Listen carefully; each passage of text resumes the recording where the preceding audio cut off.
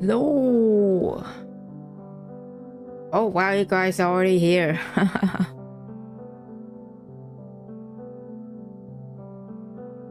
Hello.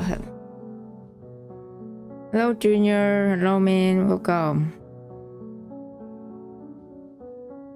Yeah, we finally here. We're already at chapter 9 of the main story. Yeah. Also, Isolde banners coming out yesterday, and I already got her. Also, because of again with my luck, for some reason in reverse, I also got. Not only I got Isolde, please, but I also got Jay. Want to catch a ride with me? Usually no I got allowed, Jay but... and Isolde like in like at the same fucking poll, which is crazy luck. But yeah, so now I get to like use her to put the use her new skin. No matter the time. Beautiful. Okay. So we at chapter 9. Yeah, chapter 9. This is where we met Recoleta. Oh, it's your day off? Oh yeah, it's 19. It's November 19, which is your day off. I forgot about that. Oh damn, yeah. So more time for you to try to finish chapter 18 in PTN. I heard you all, I see you all have seen you already started. Have fun with that. I'm gonna say is that there's a lot of crying. There's gonna be a lot of crying. That's all I'm gonna say. Okay. Oh, okay. We back with Soneto as our teammate now. A partner. Okay, prologue. Part 1 prologue. Our story began in the beginning March 22, 1991.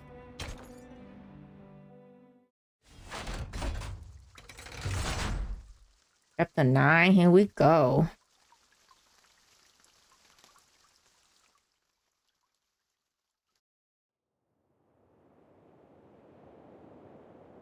So the Platonic gears rule out new right and wrong, rose in the old instead. All men are dancer and their dread. Go to the barbarous clangers of a gong. 1919. Hello, biotech.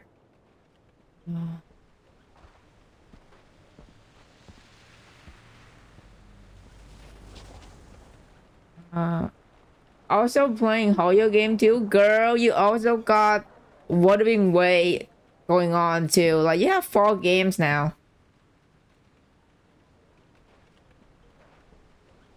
It's the final days of March and daylight hours of Ushuaia. I don't know how to pronounce it, but maybe they're gonna pronounce it later, so I can say it right. Are shrinking away.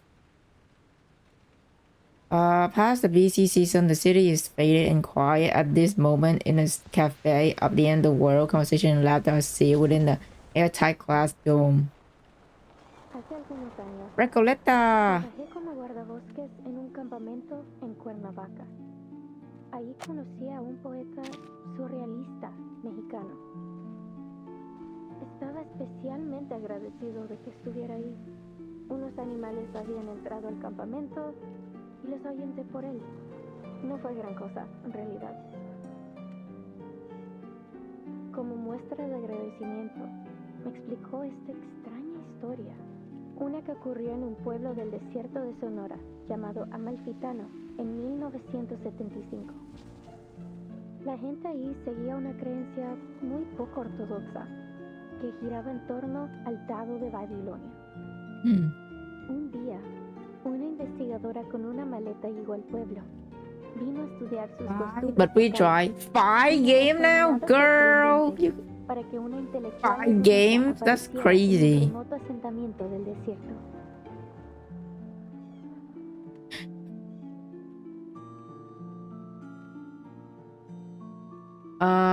Do you plan on pulling for Charon tomorrow, or are you going to save up for next? Little did she I'm know, pulling Charon this tomorrow. dusty old town and its peculiar custom would lead her down an entirely unexpected path.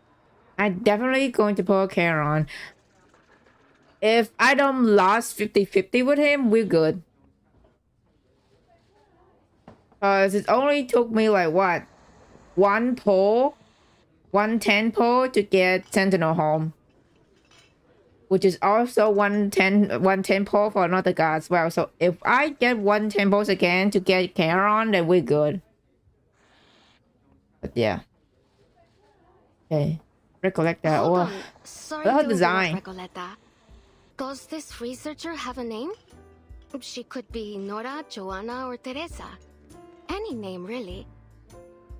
I feel like you want people focusing on this story, not keeping track of who's who. Confusion and shock intertwine on the storyteller face. Thank you for your advice. But she isn't a Nora, or a Joanna, or a Teresa. She's just herself. A paracausality researcher. You see that look? She's halfway to eating you alive.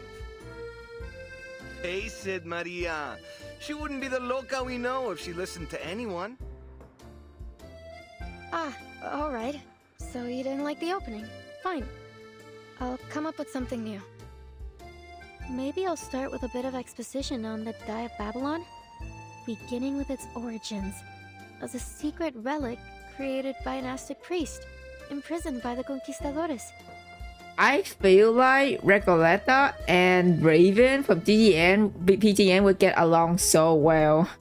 Because Raven is literally like a journalist and like also a poem writer. So I think like Recoleta and Raven will get along really well. The mysterious Die origins never get a continuation, but as her story is interrupted a second time. I don't know if that's going to do much, hermana.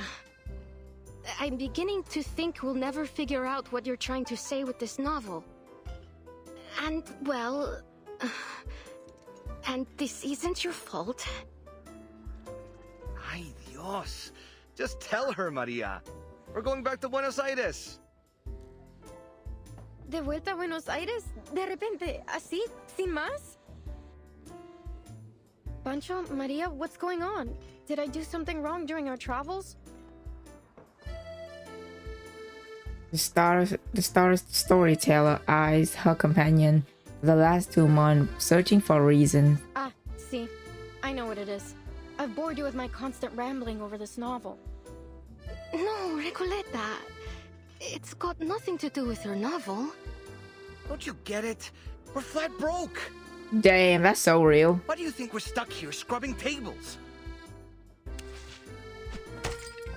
Man slammed his damn washcloths on the table to emphasize his point.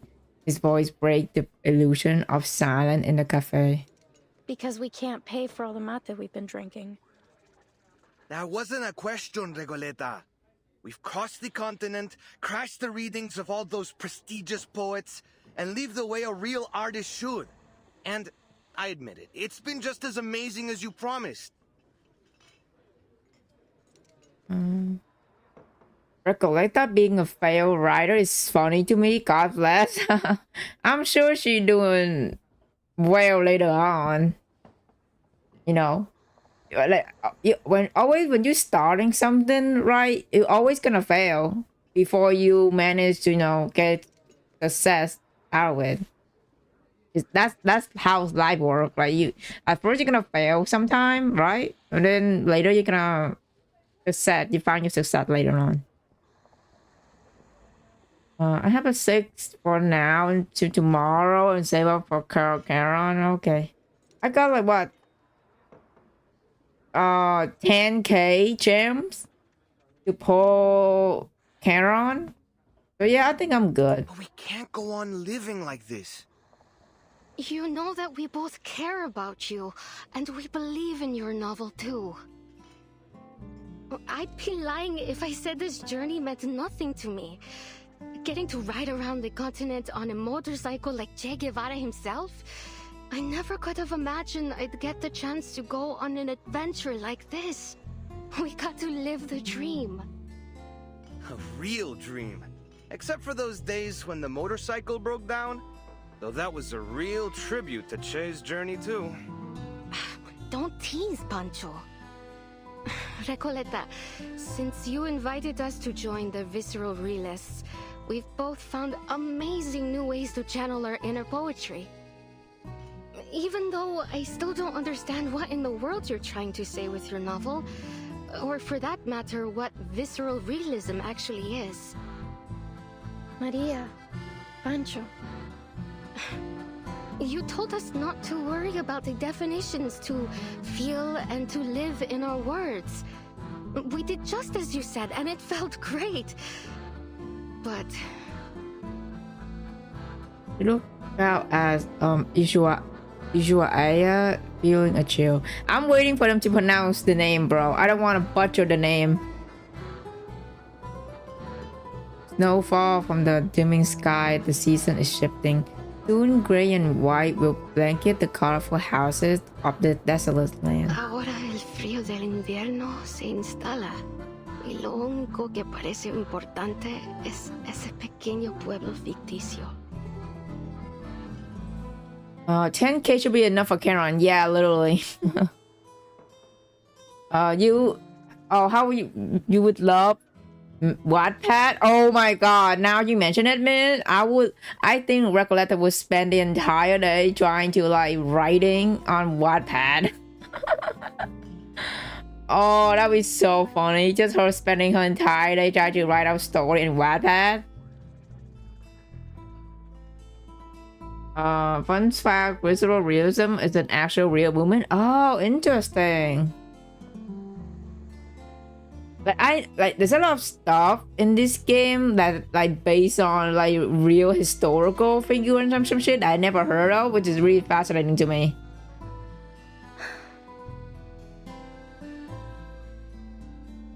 Storytellers think back again their accusation, searching for words. I appreciate your honesty, amigos. I was worried the problem was much worse than all that. Winter here isn't as dreadful as you think, and I know just the place to keep us warm. It was 1520. Arcanist Ferdinand Magellan sailed across unfamiliar waters under orders from the Spanish crown. Over the vast gray sea, he saw spots of light in the distance. An island.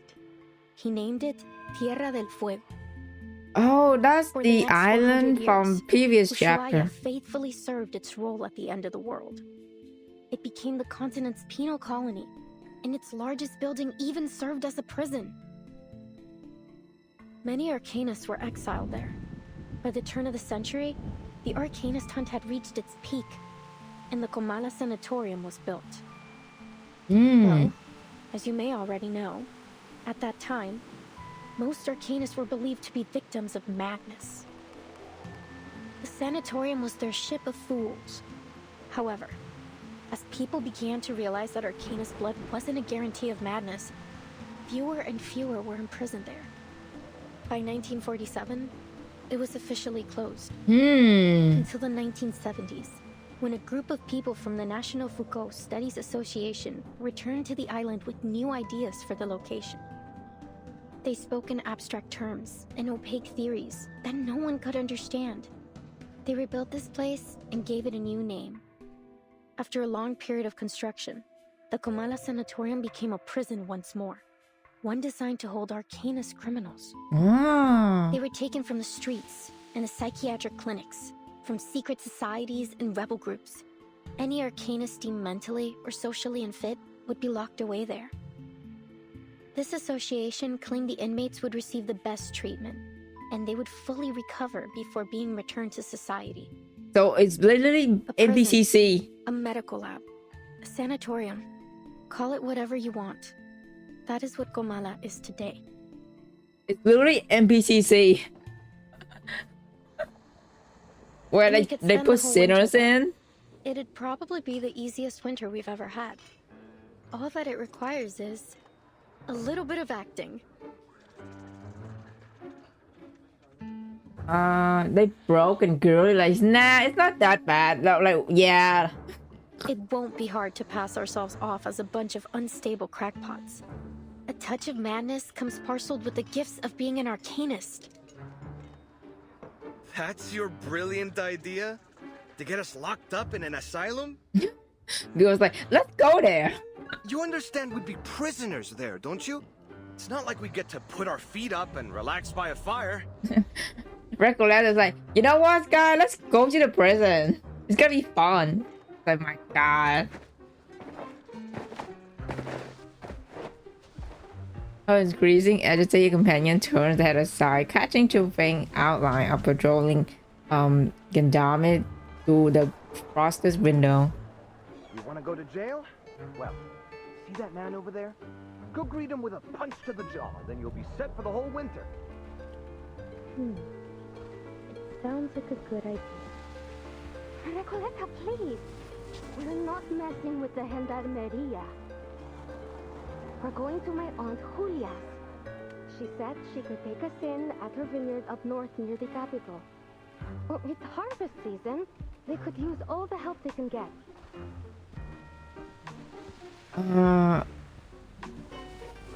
Literally NPCC, but they don't have anyone as kind as cheap there. Yeah, that's what I'm saying. It's like NPCC, right? But without cheap. Like cheap is the one that put like putting shit together. Like without her, that fucking prison will be like on riot 24/7.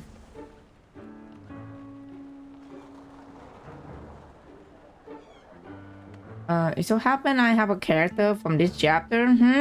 Okay. No sign of danger, yeah. Because I may actually belong in prison.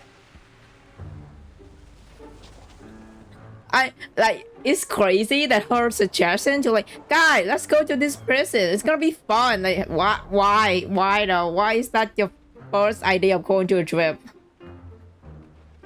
We'll return to Ushuaia next year. Or when the winter has passed. It'll still be great. Recollect the expression is as cold as the make tea on the table. I hear you, amigos. But respectfully, I must turn down your offer. This has been more than just a road trip for me. I know sticking around here for the winter won't be easy. But this could be my last chance. What if things change again? I can't just wait for spring. Recoleta.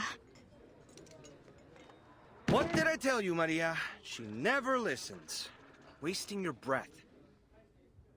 Adios, Recoleta. I don't think we'll meet again. Andrew apologetic words freeze in his mouth. Mierda! Those gendarmes are looking straight at us. Uh-oh. What?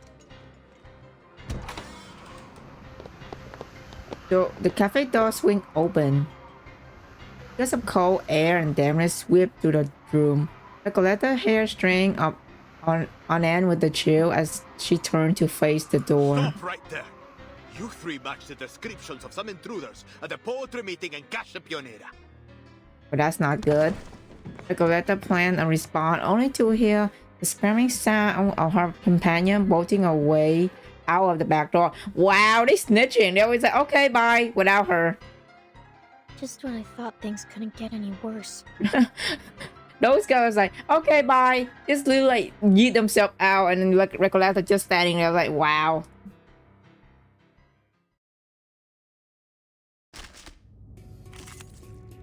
Okay, we keep my team as what it is. Wait for the Sterilize. Okay. She's a writer, to be fair, so she's just kind of jobless. And you know what? Fair enough. Fair enough. You see it coming. Overkill. It's already over? Overkill team that I ever had right now. Oh. And Damas are left behind in the cold, but the flustered young rider still dare not to stop running. The papers until she stumbled on the path of wet and mushy snow. Oh, gracias a Dios. Creo que los perdimos. Well, thank God, I think I lost them. Are you alright? I'm done. Gracias. Better to kiss the ground than kiss the gendarme's boots, if one must choose. Wait a second. Doris, is that you? Oh shit. So she thought Virgin is Erd. Oh wait, so she know Erd? Funny how life moves in circles and puts an old friend in my path. How have you been? Are you paying another visit to Kamala? Girl, it's not Erd, it's actually Virgin. Doris.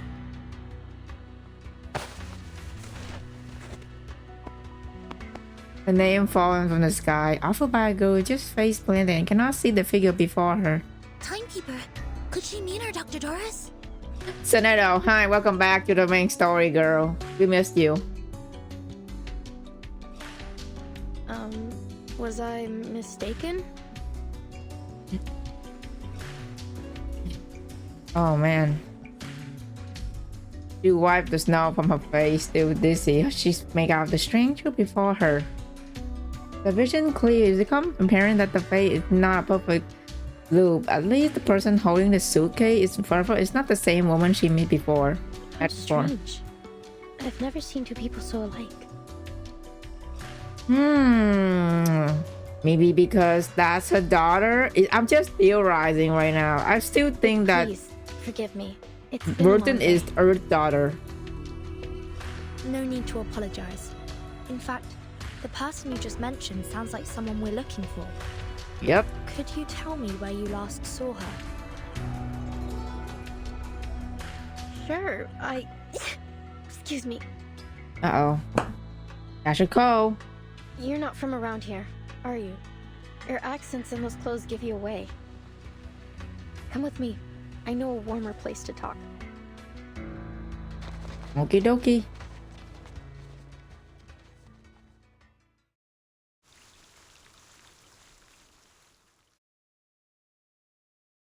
And a prologue. Wow.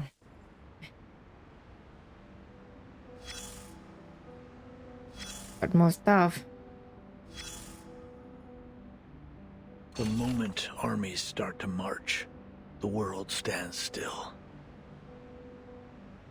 What I'm missing, chat. To be fair, I would have run away too. Who knows? Maybe Recollect trying to help us into jail. Chapter 5 soundtrack is actually a banger. Oh, okay. I can't wait to hear more then. Wotan and Doris being similar looking actually add up, unlike game trying to make us feel like Carson and Duncan. Yeah, I'm still so confused why people think that Duncan and Mr. Carson look exactly the same. I don't know how. I don't see it. But I do see the similar like feature with like Wotan and Earth. Because they both have the same hair color and stuff, you know? And then again, everybody's right now, when they met Virgin, they would say, oh my god, is that Doris? Like recollect that? Just mistake Virgin at Earth. You fight or fall back. Charge forward or run. Those are the only rules on the battlefield. I don't see a start time on this report, nor does it state the reason for or the demands of this war. Because war hasn't started yet, because war weighs a paper and pen. Ah, a literary war. Indeed, the violence acted upon words is often just as devastating as an order on a battlefield. Ain't that the truth? Words must fulfill their duties to their creators, just as soldiers must answer to their commanders. I don't see how this related to what's happening now. You don't? The young writers have all been exiled, sent down a path with no signs to follow and no destination. In dark days of bloody conflict, soldiers often find comfort in scriptures and verses, or in letters from their loved ones. They hold those words close, a fragile piece of home, a brief solace from the roaring of the battlefield. But as they fall one by one, they learn the bitter truth. No destiny awaits them but death. That bitter homesickness still weighing heavy in their hearts. I hope they can at least find some peace in their dream. In dreams? Maybe. Walking the streets of your hometown. Spending a lazy afternoon at the writing desk. Dreams can take you anywhere. But live there too long, and the lines between fiction and reality will blur. And soon, you'll never wake up again. Soldiers crawl through trenches, roll in the mud, and charge to their deaths again and again. While words are forever trapped within the confines of poetry, made to live, die, and live again under the golden prophecy. Ugh, I can't stand the way poets talk. Wow, okay.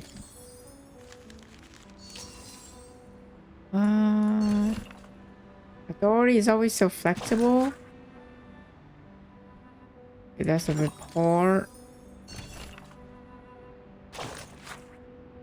More report. My god, there's so many.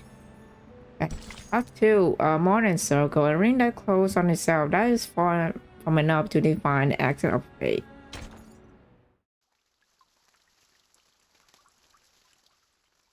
Damn, biggest the table game biggest gaslighting moment. Yeah.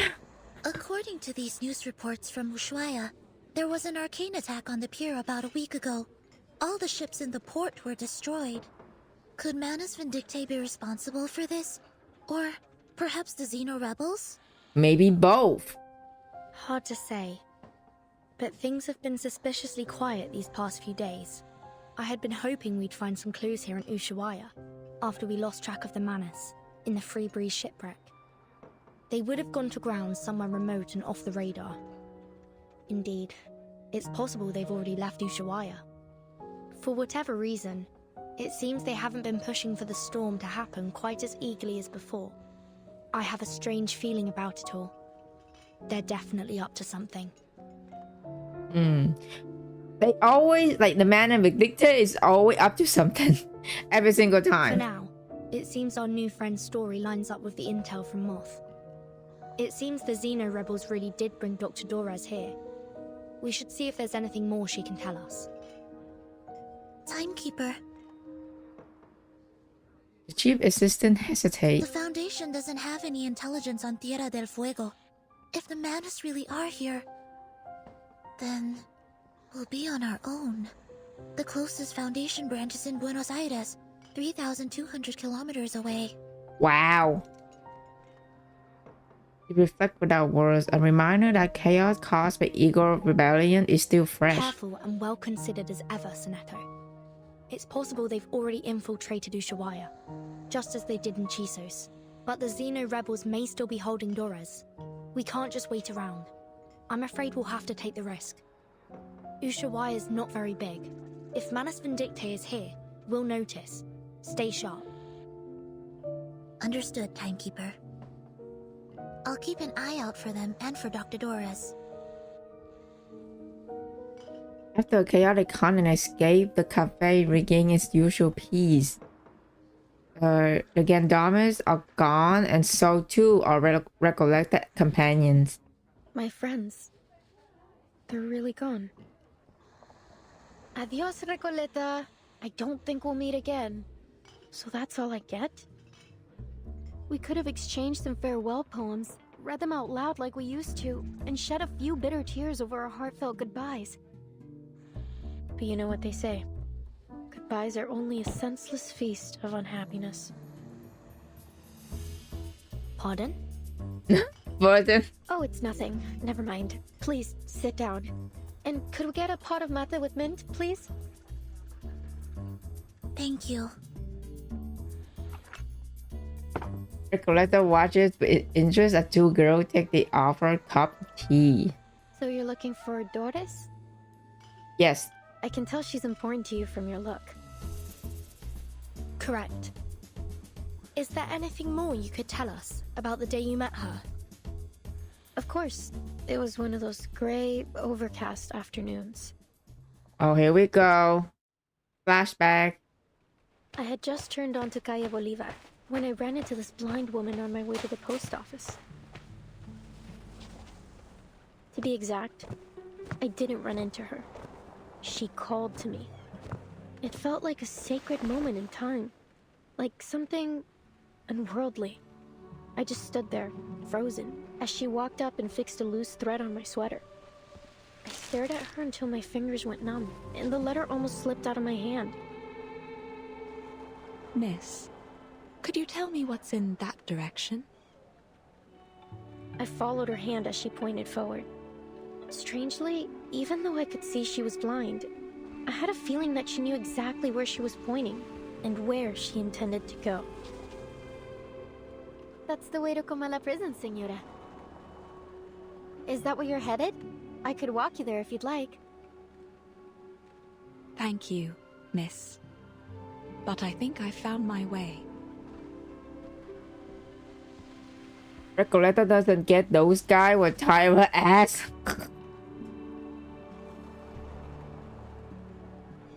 I don't have Recoleta, so you can take a guess who I have.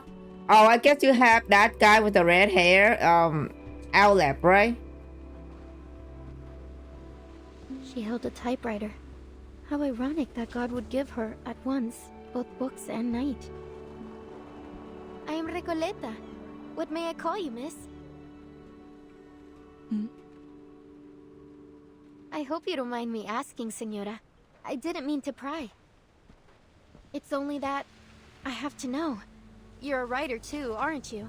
I've been working on a novel and, for some reason, I have this feeling you could be a character in it. Forgive me. I'm just so excited. I really want to remember this moment. Please, may I have your name? Or whatever you'd like me to call you?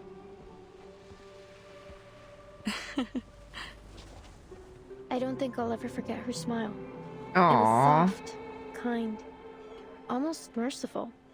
And oddly, it felt so ancient. Because she survived the storms so many times now. No offense taken, Miss Recoleta.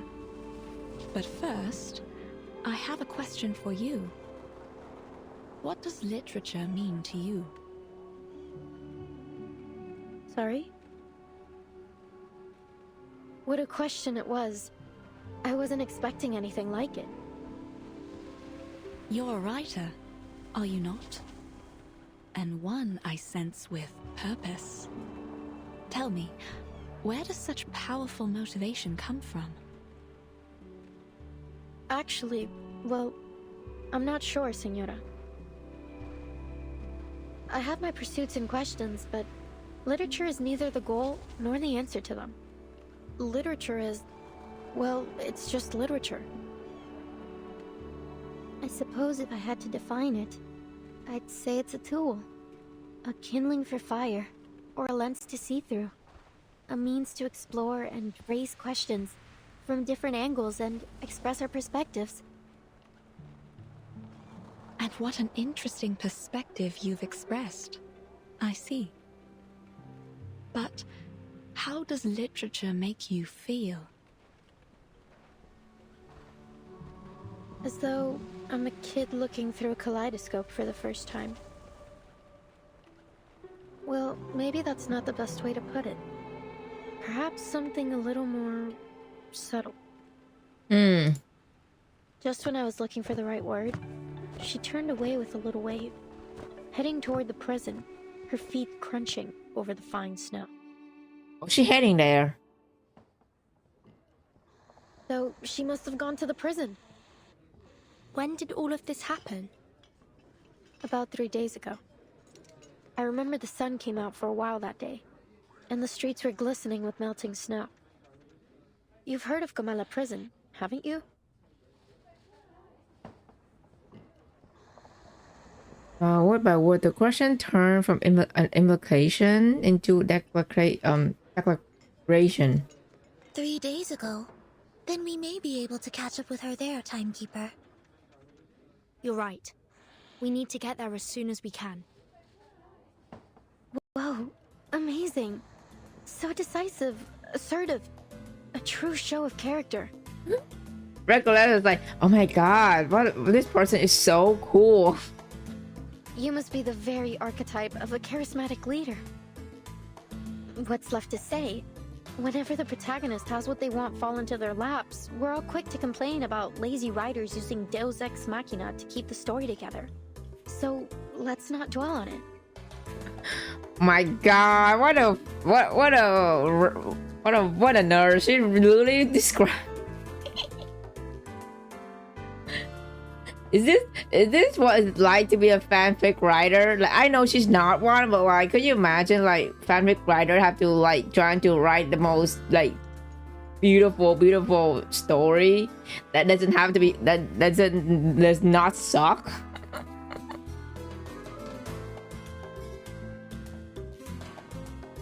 He reconciled his observation with a silent nod to an unseen author.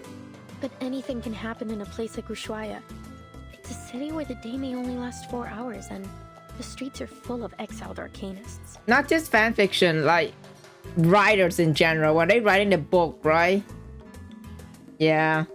We appreciate your help, Miss Recoleta. Please, think nothing of it.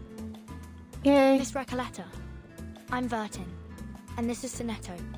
We're investigators from the St. Pavlov Foundation. Pleasure to meet you. Likewise. Glad that I could help. But listen, ladies. Girls winked playfully. Everything happens for a reason, and now it's becoming clear. You're going to Comala Prison, and so am I. Okay, let's go. Maybe it's fate that brought us together. What's your business there? If you don't mind our asking. Oh, it's a writer's mission. But anyway, we're friends now. If you're going to Comala, you'll need someone who knows the way. Okay, girl. Let's go to the fucking prison.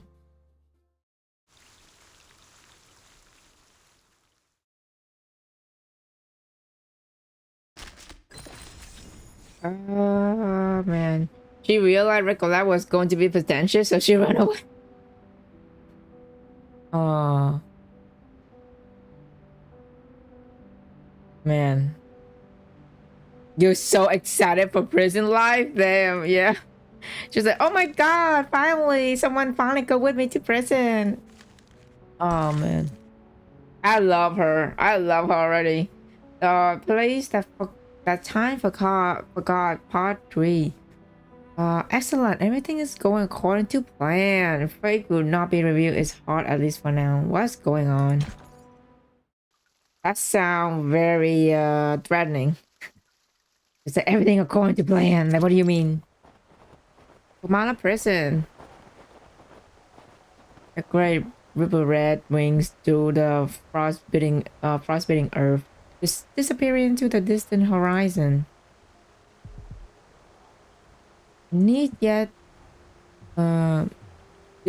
deliberated circular complex stand alone beneath the snow-capped mountains, as if abandoned by God, humanity, and ghosts alike. Outside the fence, 3 uninvited guests discuss their plan to get inside. That's us. Behold, Komala Prison.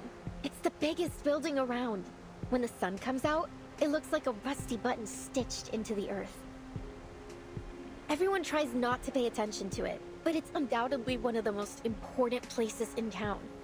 This way. Careful. We're heading uphill. Oops! The young rider begins to slip again. She's prevented only by Sonato's quick reflexes. Sonato saved the day again. My new friends. You're from that St. Palominos? No, girl, is St. Pavlov. St. Pavlov Foundation. Yep. And Vertin is the timekeeper there. Ah, very impressive. Sounds all official and polished. Then I take it you've already got away into the prison? A gay prison and her own welcome face to the world. I'll draft a letter to headquarters right away. Once they approve it, they'll notify the local branch in Buenos Aires. From there, they'll need to inform the Argentine government, who will then issue us a permit. Excellent. Looks like our bureaucrats still have some worth. No offense intended, of course. Since we're pressed for time, I believe we can ask that headquarters give high priority to our request. If all goes well, we should have the permit in about a month. Ah, how expedient of them. But you know what? Maybe we shouldn't bother all those hard-working government officials with these trifling matters after all. Oh man. Oh, Recolette basically say, you know what? How about let's not waiting a month? How about we just go in now? Oh man. You just make a street pile-up sound Spanish. Damn, yeah.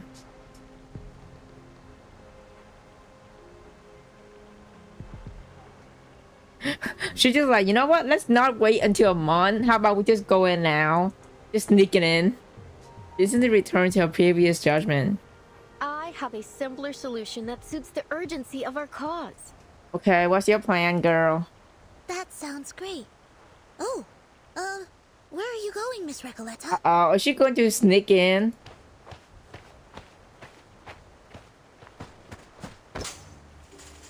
Yep. She's sneaking in. Before anyone can stop her, the young rider hurls herself up the wall, scaling the side with some sort of skill that immediately suggests she's done this before. To the other side of the wall, of course. From Guadalajara to Ushuaia. There has yet to be a wall that could stop me.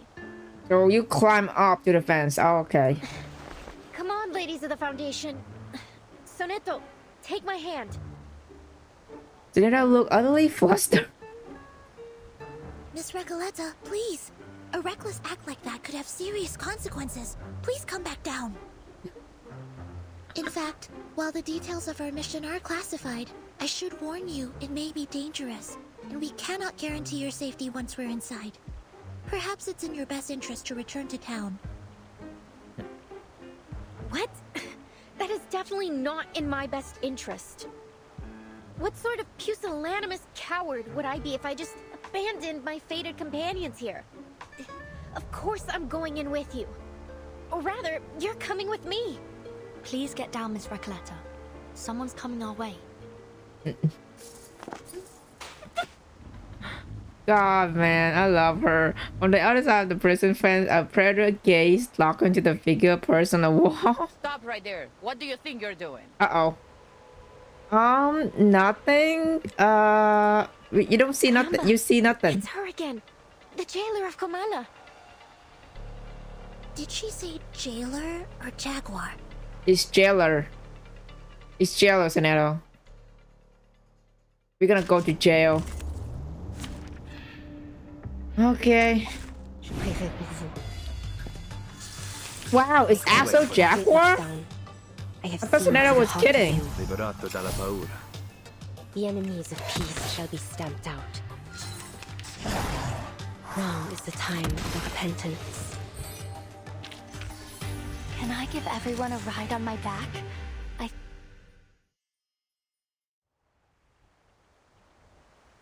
Miss Recoleta, haven't Wow. I made myself clear?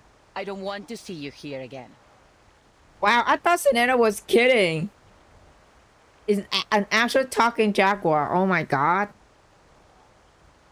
Jailer, we meet again. What a delightful encounter on such a... A sudden gust of cold wind interrupts her. lovely day.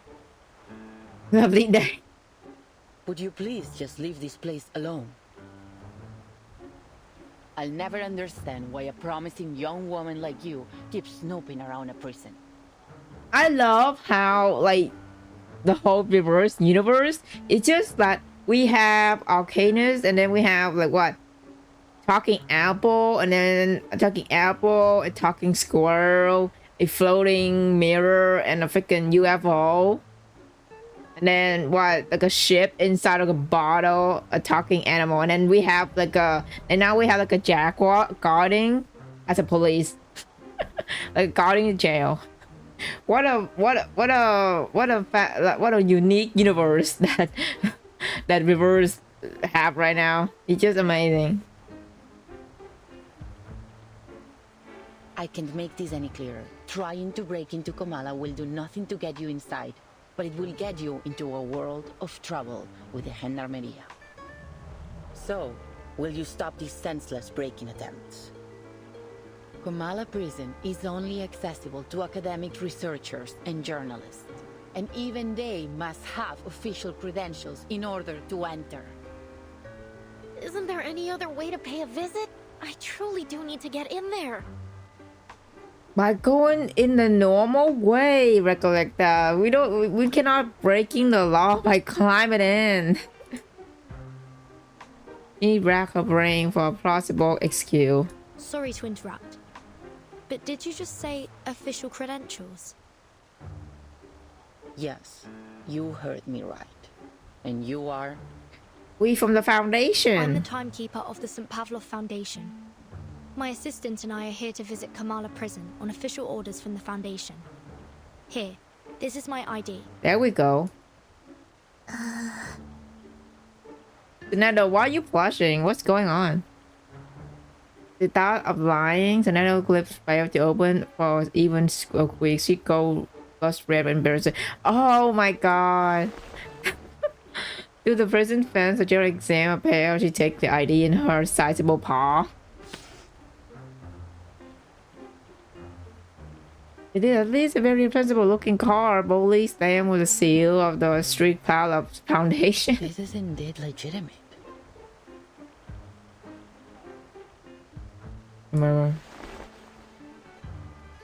Welcome to Komala prison. Apologies for my earlier behavior. It's been a while since we've had any official visitors. No worries. And we in. That was easy.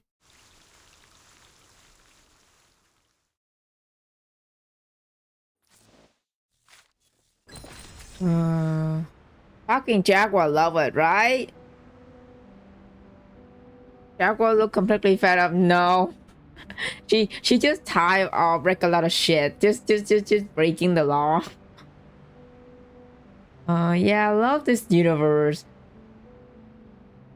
Like we have so much like talking animal and stuff in reverse, right? And then while in PTN we have sinners, but all not just regular sinners, right? Now we have like what? Cthulhu monster like Shin, like a tentacle like creature and stuff, and we also have like Wish now. The Wish Sinners is not coming out yet, by the way. I think it's like next year, and she is like Halloween event. So yeah, now we have a lot of new type of sinners that's not even human. Part 4 Kamala colors for drifters. Stay behind an iron barred window can feel like it's just another stretch of desert. Kamala colors. Día tras día, la investigadora de paracausalidad se escondía en la naturaleza fuera del pueblo de Amalfitano, estudiando los datos que había recolectado. Okay. Day after day, the casualty researcher hid away in the wilderness outside the town of Amalfitano, studying the data she had collected. Una tarde, al anochecer, una voz llamó desde fuera de su cueva. Ella dejó el equipo y las cintas y salió afuera. Un hombre estaba de pie, curioso, frente a su puerta. ¿Qué haces aquí?, preguntó, levantando ambas cejas. Nada sucede en Amalfitano en estos días. I'm just reading quietly. El local se presentó The text went by so como el fast. empleado del banco. Probablemente tenía la cara más amable del lugar.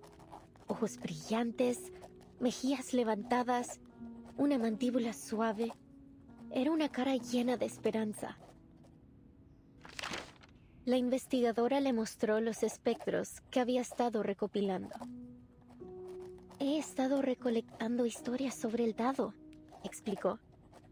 Quizás ellos contienen la clave para explicar la aleatoriedad que muestra el destino. Ah, eso realmente me intriga, respondió rápidamente el empleado del banco. Me encantaría escuchar todo sobre eso, pero debo irme. No debo llegar tarde al funeral del pescador de dunas. Y con eso se fue. 3 días después, los mismos pasos regresaron a su cueva. ¿Volviste? ¿Cómo has estado? ¿Lograste llegar al funeral?, preguntó. No tengo idea de lo que estás hablando, respondió de manera cortante. No soy el hombre que crees que soy. Su rostro estaba agotado y demacrado, sus ojos hundidos profundamente en huecos vacíos. Era como si toda chispa de vida le hubiera sido arrancada, dejándolo solo con una cáscara vacía.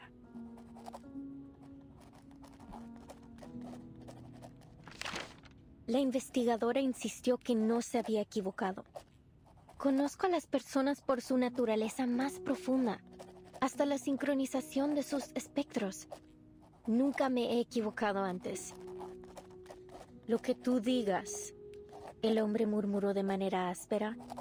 No entiendo nada de tus ideas tan elevadas. Solo déjame ir.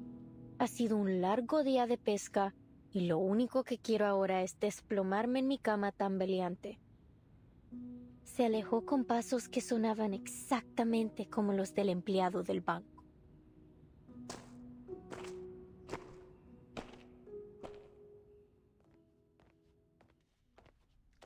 Oh, we're here. As you might have noticed, Miss Burton, this facility isn't just a prison. It's also a research center. Its full name is the Panopticon of Kamala. It was established by the Foucault Association in 1975. We've hosted workshops, academic sessions, and even lectures about the Panopticon. You may even have seen some reports about it. Experts of psychoanalysis and scholars from various fields have come here to exchange ideas and seek collaboration in their studies. In many ways, the Panopticon is unlike any other prison you've seen before. I see. No wonder Miss Recoleta has gone to such lengths to become a part of it. Actually, my assistant and I are here to inquire about a prisoner named Doris. Does that name sound familiar? Lovely art, man. Okay, we're here. Do you... Not that I recall. Could she have used a different name? What does she look like? I'm sorry, but like the background right now is giving fucking Dreamcore. You know what? Like the pool. You guys don't play like Backroom and like liminal space horror game. It's giving me that kind of vibe when you play like Dreamcore, some game like that. It's literally remind me of this and the background.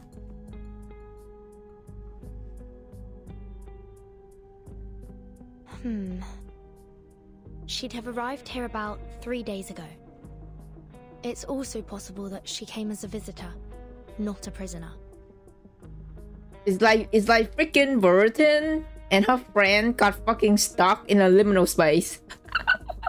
I'm sorry that the background is giving me so much liminal space horror game. That's why I was like, it looks so funny. She's a blind woman who always carries an old typewriter. She used to be a doctor at the Sao Paulo Veterans Residence in Brazil. And on the subject of different names, she once wrote for Atu under the name Erd. I don't think I've seen anyone fit in that description. And as I said, we haven't had any visitors in some time. Certainly not in the last 3 days. Interesting. Wait, so she's not here.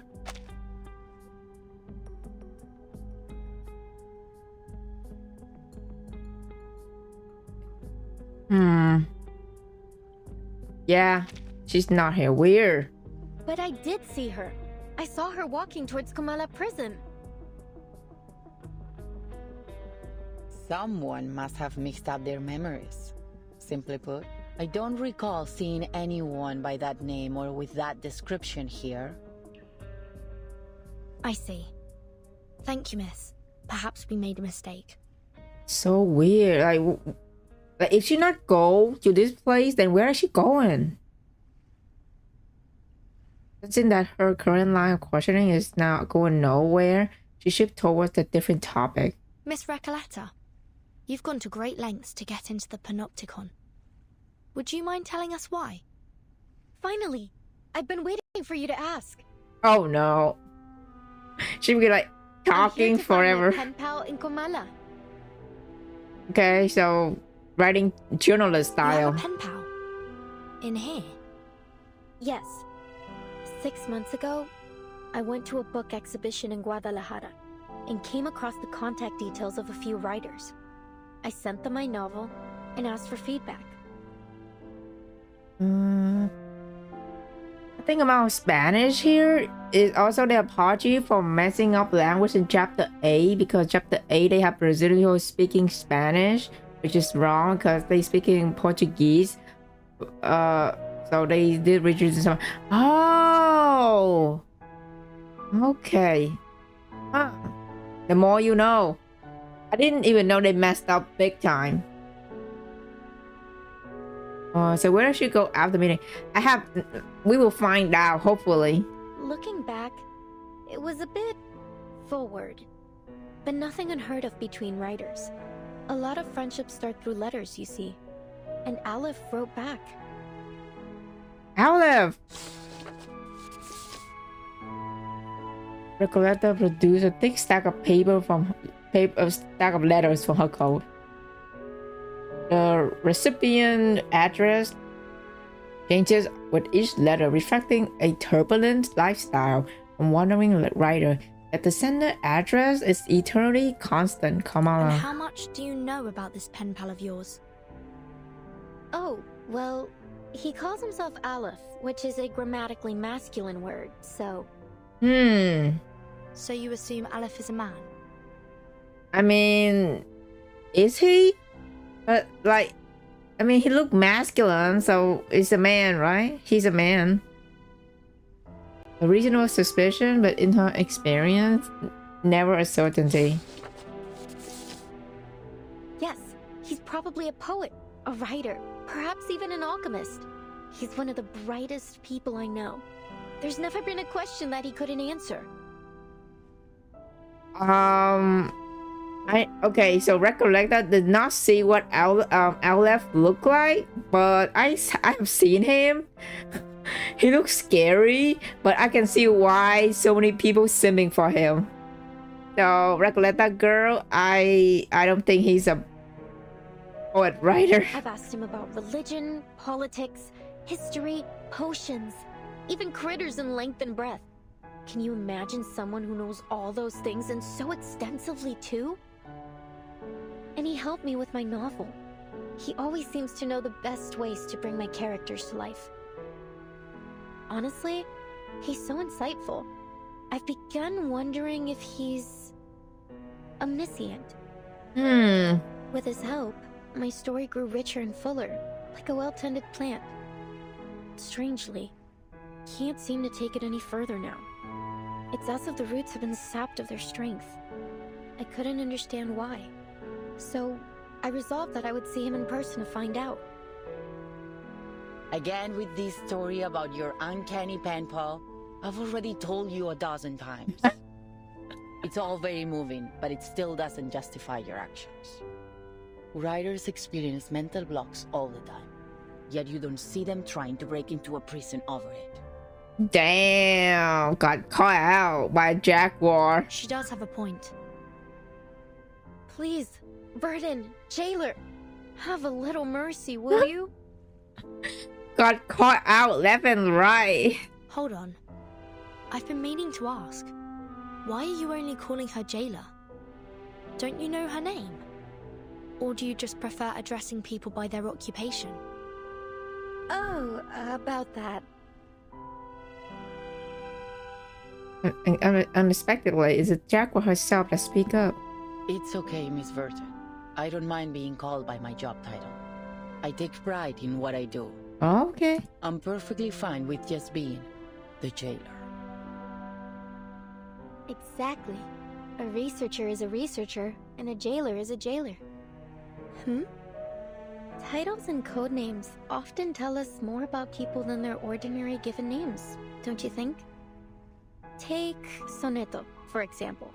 Your name comes from sonnets, doesn't it? That great poetic form from Italy. Some people mistakenly think Shakespeare invented it. Some say it was Petrarca, though no one really knows when the first sonnet was written. Sorry, I'm straying from my point. You're Italian, aren't you, Sonetto? Is that your real name, or just a code name? Were your parents poets? As much as I'd like to be able to answer your question, I never knew my parents. Oh, ouch. Maybe that's not asking Sonetto. Oh, that's like what. Oh. My earliest memories were of the School of Primary Defense of Mankind. I've lived there since I was a small child. My apologies. That was thoughtless of me. Oh yeah, that was awkward, girl. What? Okay, let's see. What did you just call it, Asa?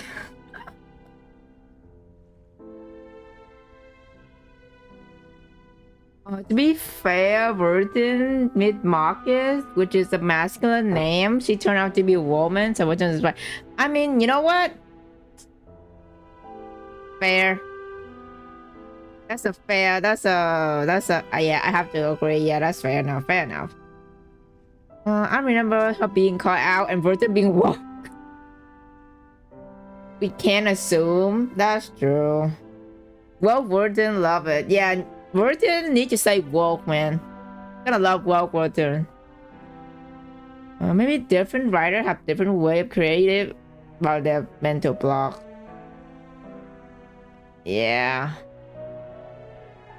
It's fine. You meant no ill intent, I'm sure. Timekeeper, if Miss Recoleta was right about Dr. Doris's whereabouts, perhaps the jailer is keeping things from us. Or perhaps Dr. Doris visited the Panopticon without her knowledge. Either way, we need to do some digging here. I agree. Let's see if we can talk to some of the inmates and find out what they know. I just can't stop thinking about this freaking background. It's reminding me somewhat of Liminal Space, bro. Every single time. It's giving Liminal Space horror every time I look at it. It's like Virgin and her friend got stuck in the freaking back room in Liminal Space. Ladies, we're about to enter the main hall of the Panopticon. Okay. This is one of the places where the inmates spend their recreation time. At this hour, they are supposed to be in their cells. But what's all that noise?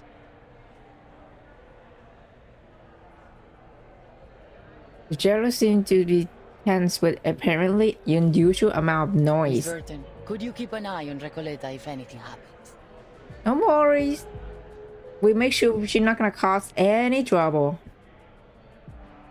Recoleta tries her best to avoid the hard stare of the feline jailer by blending into the Foundation team. What do you take me for? I'm not going to run away. That'd be a pretty cheesy way to start a story.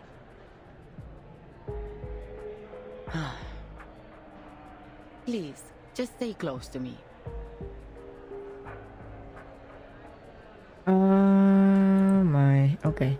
I think at least horror is supposed to be intentional. Yeah. Even they have like a little bar, like a little bar here. Like even in some of the Liminal Space horror game I played, they have the same freaking bar in this one, which is all I can think about is that Virgin and her friend just somehow trapped in the back room and just trying to get out.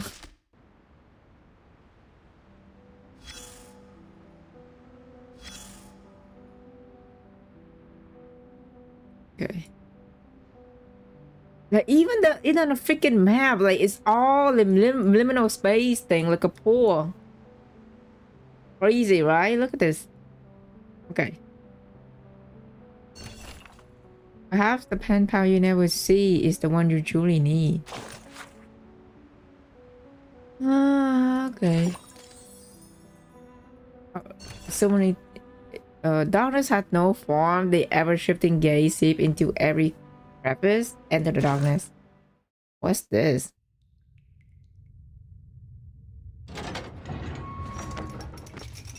Oh, look like we got a new arrival.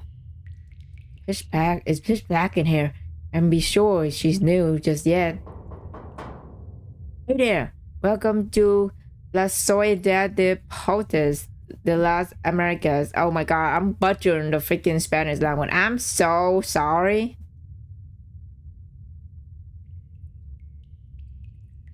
Or maybe she's one of those who broke out and came back of her own accord. Being quiet, huh? I get it.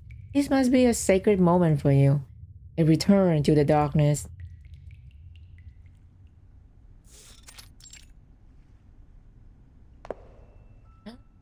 Erd! I mean it's Erd.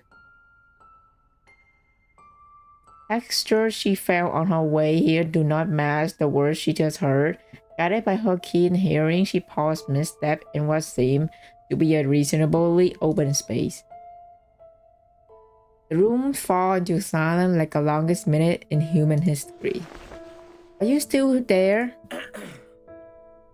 A faint cough, a heap of sigh in the darkness. Pardon me, but have we met before? This is my first time in this prison as far as I can call. So she is here! Oh, hello, who is this? That's a strange thing to say. Prison. When the last time we heard someone say that, back when the narrators was published? Wait, you aren't some ancient ghost here in pursuit of realism, aren't you? Are you? There is a theatrical flares in her voice. Oh, hello. rusty gate, pitch black cell, prison. Bar for exchanging letters. A peaceful and secure place. No, we don't know you. The three of them are spaces far enough apart to barely make out each other's face in the dark. This is a weird. Wow, okay. What a wonderful example, Gracias. Exactly. It's all depends on how you choose to see the world, my new friend. Garcia. Oh, I said it wrong. It's not Gracia, it's Garcia. I swear to God, I don't have dyslexia, y'all. I swear I don't have it. Garcia. Roberta, we don't have much time. This might be the most important gathering of the month. No, maybe even of the year. You're right, Garcia. At this moment, nothing more important. And the salon the dealers has so carefully prepared. You should focus on sorting out those manuscripts first. Pardon the interruption, but I asked why your organization is called... I'm not gonna pronounce it. I'm not gonna butcher this. I assume isn't it simply due to geography? Don't worry, Senora. We make it a point to introduce our society to every news friend. But now, isn't it quite the time? After salon, and we'll ask the trailer about your accommodation. Wait a minute. Roberta, your eyes are well adjusted to the dark. Use them. Neither a newcomer nor a returnee. She's a blind woman. Please forgive Garcia's rudeness, Senora.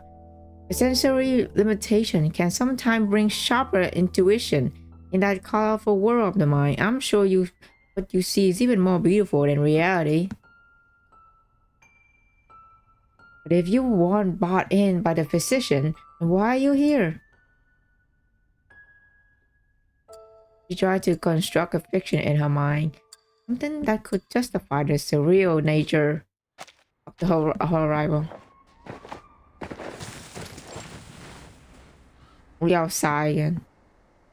From the humid trade wind of Sao Paulo to crashing surf of the cliff, now this strange land, leaving for the first time with nothing but cold silence. Miss Grace! Wait, is she in, what's her name? From Route 77? Kaya? Is Miss Grace taking Kaya forms? Like taking Kaya body, like her form? Miss Earth is to be placed in Ushuaia Common Prison. She is not to be treated as an ordinary inmate. In the world of the preacher, you are an honored guest, Miss Earth. I've come to learn that the name of this island, Ushuaia, from that young lady's retelling, is lie at the southernmost tip of the vast continent of South America.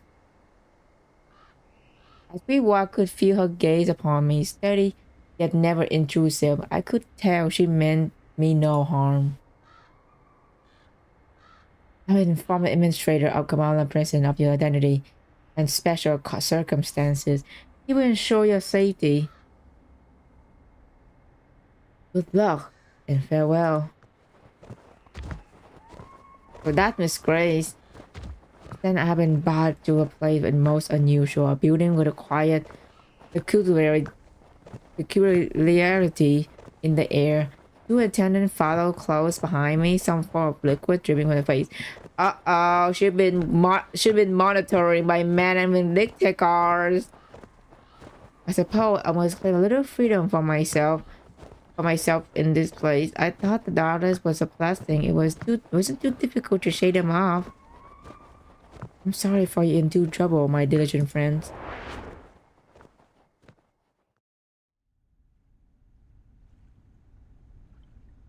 I'm a writer and mostly write under the name Earth. I'm here for a short visit. hoping to find some inspiration for my next story.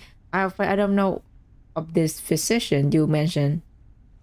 Garcia, this lady is a writer, a good soul. You almost make us miss out on meeting a kindred spirit. Come, I'm sure you've been falling in love with our salon. This has nothing to do with me. It's dark in here, but I suppose you've already grown used to walking in the dark. Sorry, I mean no offense. We're cool. Always back to regular color now. Huh. A Latin American fable. As a little to a literary society born within a prison, no a tribute to an impossible miracle. Everybody's gathering here in the pool.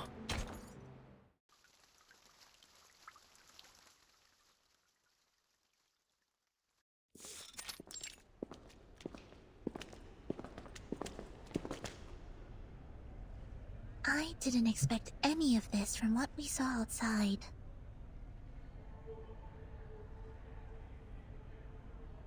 Oh god, in liminal space. Oh no, I'm kidding. The model yet pristine wall, the still water, the silent white tower standing within the labyrinth.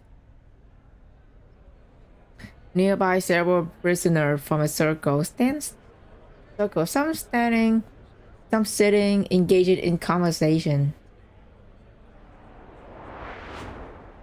Oh, excuse me for a moment. I have duties that I must attend to. Okay, bye. With a sign, the jailer stepped into the gathering, causing a strangely subdued reaction from the prisoner. Uh-oh. They don't seem intimidated by her at all. Yeah. They just look like a bunch of artists having a chat in the garden. And the jailer seems to be like a grumpy neighbor coming over to ask them to keep it down.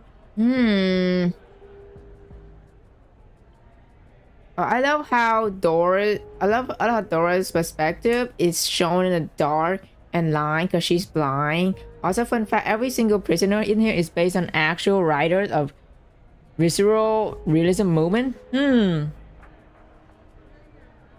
I might need a list of like the name, or maybe I'll just look it up afterward to see who is who, you know. We love Miss Grace. She was Kaya in Route 77. Oh, she is. Okay, so I was right. She has her form now at least. Yeah, she just keep calling her blind different way and then saying no offense. Kind of funny. Like damn, like I was like, bro, please be nice to a blind lady.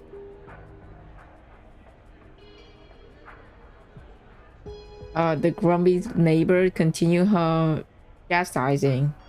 Everyone, you know the rules. There are to be no after-hours gatherings here without the physician's approval. Bad feeling that they're gonna fucking riot. I don't know why. You sound softer and softer each time you come to warn us. Why not just join us? Isn't it better than circling around the Panopticon all day? Oh, I feel like they already is. They are rebellion. And look around you. We're in the Hall of New Encounters. They're rebelling. What better place to host a salon? You're missing out in Comala if you don't even get a taste of our literature. Exactly. Even those oil-dripping musicians drop by from time to time. Not that they're the kind to care about the beauty of words. Oil-dripping musicians? Timekeeper, could they mean... The man and the dick... Oh god, hair in my mouth. The man and the dictate.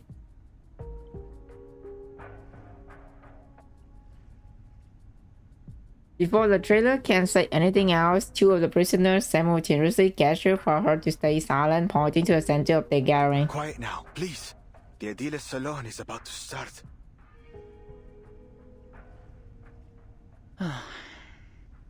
Oh no. These people seem friendly enough. Why don't we see what this is about? I don't know if they're friendly, Burton, but we'll see. We'll see.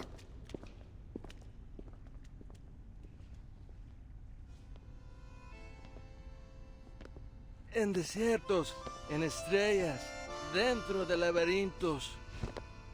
In desert, in star, within the labyrinth. En aguas, en espejos, dentro de reflejos.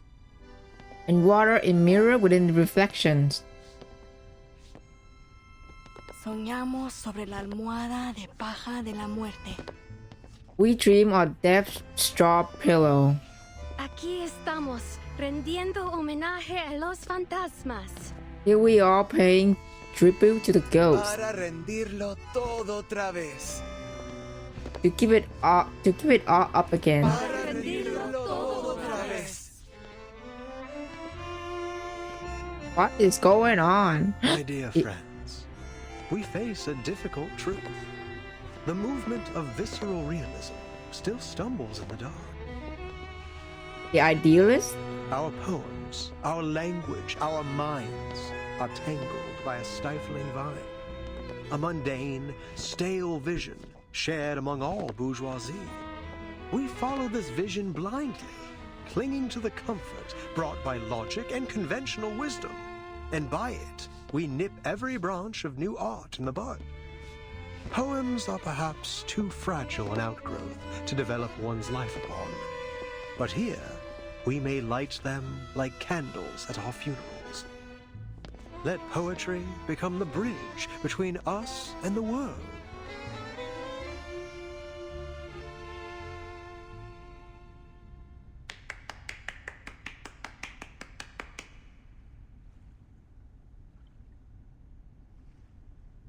A long clap break the silence.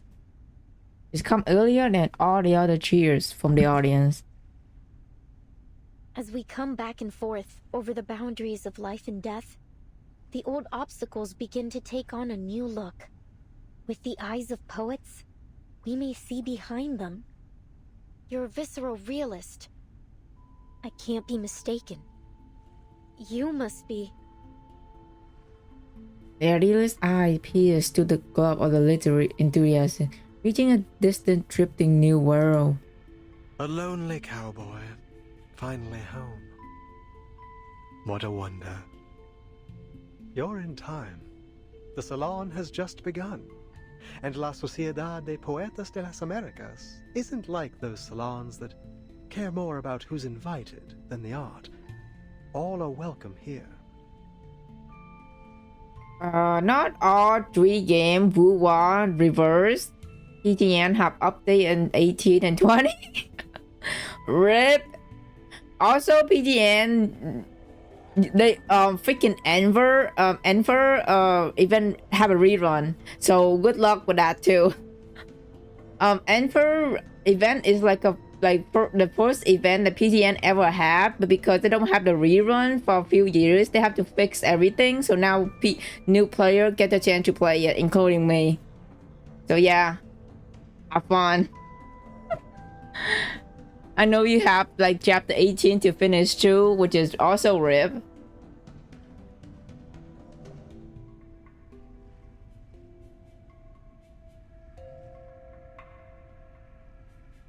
A literary salon in a prison?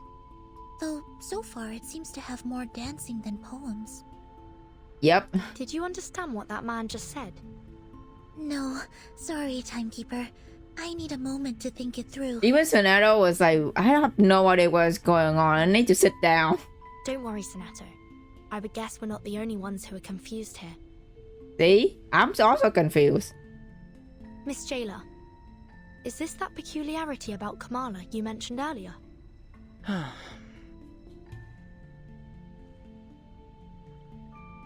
Enough, idealist. You're still an inmate here, and you are walking a very fine line right now.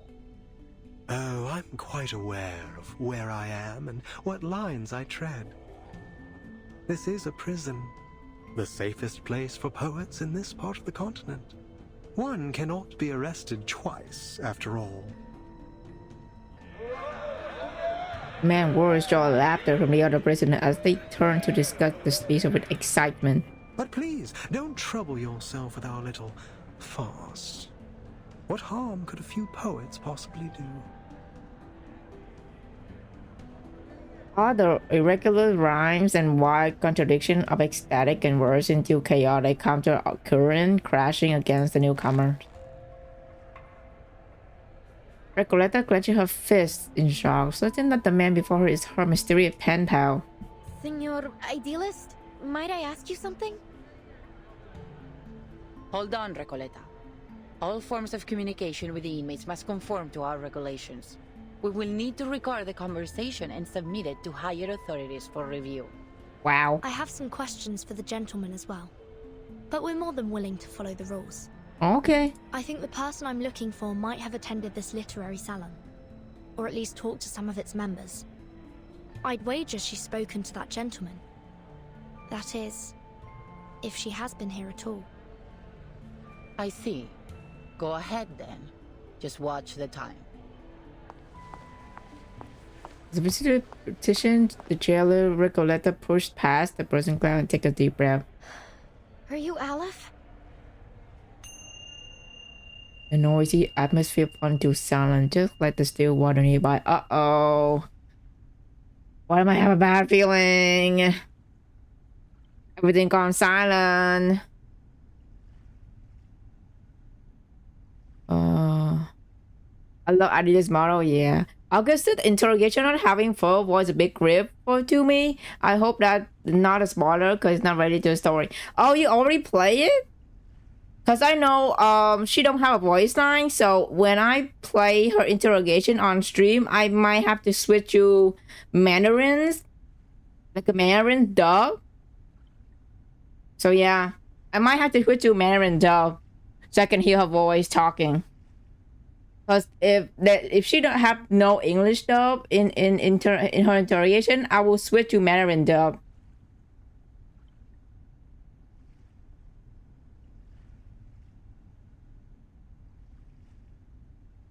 I'm playing Wuwa PTN Reverse, Honkai, Beta's testing new Hoyo Petit Planet. Girl, you have so many games, man. Oh my god.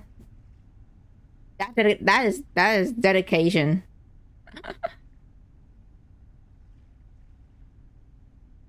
I want to complete caught up to Honkai in Reverse. I'm really close to be saying, yeah. And after that, like after that, the main story, end for event rerun, and then you all set. I didn't play it, but I heard it. Oh, okay. I mean, like still, you know, as I will play Synex interrogation, this Friday. So I'll just switch up to the Mandarin dub because I honestly. I don't know, like, yeah.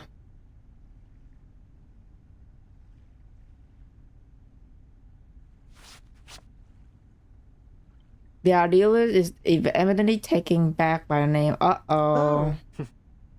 Another visitor looking for Olive. So you know him? Naturally, but I'm not obliged to speak of him to one who does not, stranger. Oh, okay. Someone who is non-committal, turning toward recollected companions. And you, young lady in the hat, are you here for Olive as well? What a lively day this is. No, I'm looking for a blind woman. Her name is Doris. Ah, yes, I remember. Her writing was impeccable. Like an exquisite crocodile skin handbag in a shop window. Elegant, yet condescending. Do you know where she is now? I'm not able to keep track of every inmate here, miss. Perhaps you should ask those who have seen everything from above.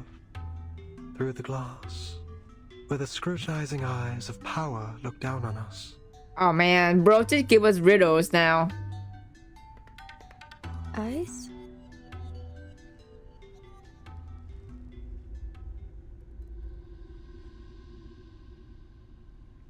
Scan the prison hall, the wall, the great tower, the pool remain unchanged, nothing appeared amiss. All prisoners present not in agreement, prompting a wary sign from the jailer. Have you taken your medicine today, idealist? I'm feeling marvelous. Today I require no help from them. I've warned you. It's unwise to act against the physician's orders. Act against him? No one may act against him here. The physician must have misunderstood us. I suspect he doesn't understand half of what we say. I'd like to know how he got his medical degree. Not by cracking open skulls, I should hope. It's an extreme knowing smile. What a pity, Jayla. You know, I've always believed you had the soul of a poet, just like us. We've already spoken enough rebellious thoughts outside of Komala. How else do you think we ended up in your nut house? We've been here far too long. Long after the junta was removed from office. After our home became a deserted wasteland in the aftermath of the Latin American boom. What are you getting at? That power is boring, meaningless. Nothing holds on to power forever. And the one true connection we have to life is poetry. See, Jayla? Even an outsider understands our ideas better than you. It's time to open your eyes to reality. Oh, God. La Sociedad is the only way for us to feel truly alive in here, beneath the gaze of those prying, ever-vigilant eyes. Idealist, last warning. Stop this now. Oh. Uh-oh, you pissed her off. Fine. All right, compañeros. Sadly, the salon must come to an end, as our jailer insists. Crowd murmurs and grumble as they begin to disperse. Dear friends, I do not mean to abuse the power of suspense. I sincerely invite you to come with me to the heart of La Sociedad de Poetas de las Americas. Perhaps you'll find the person you look for there. Man, Striker's gesture is somehow equally comedic and solemn. We'd love to. Only if that's okay with you, Miss Jailer. I suppose that's all right. You're already here. We can call it part of your tour, but please, ladies, take none of their rumblings seriously. No worries. Thank you, jailer. Please, follow me.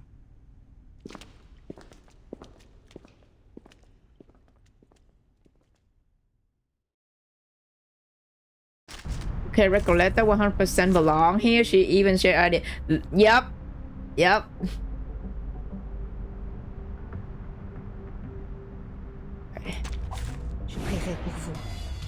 Are we fighting sign? Wait, this isn't the way to the gallery. It isn't the usual way. It's a shortcut. We call it the reptilian complex and primal hunger route. Much faster than the limbic system and postmodern anxiety route, let me tell you. But this passageway has long been abandoned, and entry is prohibited. It's extremely dangerous too. Relax, jailer. No one, not even you, knows this prison better than I. But, Timekeeper, I think we've just gone in a circle. Wait for this. Sterilize. This is now. It will be over before Get you out feel of it. here. The enemies of peace shall be You stamped see it out. coming. Now is the time for repentance. My psychic. Seems to be. Wear gloves. The enemies of peace shall be Non stamped voltarti out. indietro. You see it coming. Non voltarti indietro. Get out of here. Addio, straniero. Now is the time for repentance. The destined. Wait for the right moment. Le glas funèbre sonne pour toi. Knife them. Bam. You see it coming. Can I give everyone a ride on my back?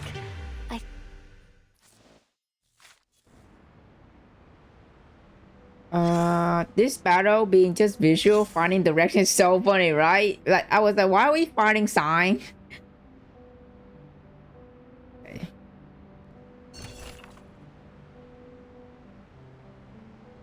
Volume 2. Okay, first we need Let's to... take a step back. Pull you out of that whirlwind of passion and dreams. If you want to make the best call, you need to zero in on what really matters. So what's your take on that big speech? A Latin American boom. A sudden explosion that shook Latin American literary circles about 30 years ago. It was destructive, but also gave rise to new life. Lucky for us, we don't have to worry about shell shock in the literary world. You don't strike me as someone who knows about literature. It's not about knowing literature. Any soldier with little experience can deliver a status report. All right, eyes on the map. As we speak, ships are lined up on the Spanish coast. But this time, they're poised to make a new kind of discovery. If you can call it that. And here are our new Columbuses, heading to the docks to embark on their journey. Who are these new Columbuses?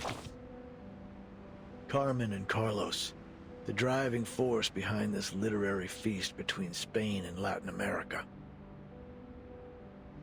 Carmen, with an eye for opportunity and a mind for business, sought out the continent's literary gems and secured generous publishing deals for them. Carlos, with his deep understanding of market dynamics, brought these works to the eyes of the European public. What happened then? Then, a golden era began. It all kicked off with a scandal at a military academy. And soon, the entire world was captivated by the story of a baby with a pig's tail from a faraway land. But we mustn't forget the writers themselves. Fuentes, a towering figure of the Spanish-speaking world, and Cortázar, the writer ever seeing through the eyes of a child. And of course, Mario and Gabo, key players in this literary revolution, will forever be etched in the annals of history. They corresponded regularly, always expressing deep admiration for each other's work. In fact, one even wrote a doctoral thesis on the other. Ah, friendship. That must have been a proud time for them. It was. But no matter how explosive the boom was, it couldn't escape its fleeting nature. With the second imprisonment and self-criticism of a Cuban poet, in came an inexplicable right hook, and bang, silence. The military junta had gripped the poets' throats. The verse of the pioneers was cut off, their voices no longer heard. Jesus. The bond between two generations was broken, and for the younger of the two, the silence was intolerable. They looked for a new theme, a new idea, a new voice, a new method to speak on their disappointment, their horror, and their anger. And they became the new guerrillas. Okay. Got one more.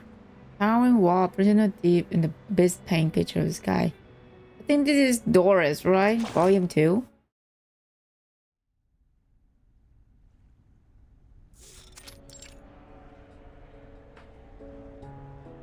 I read in an article once that Julians don't like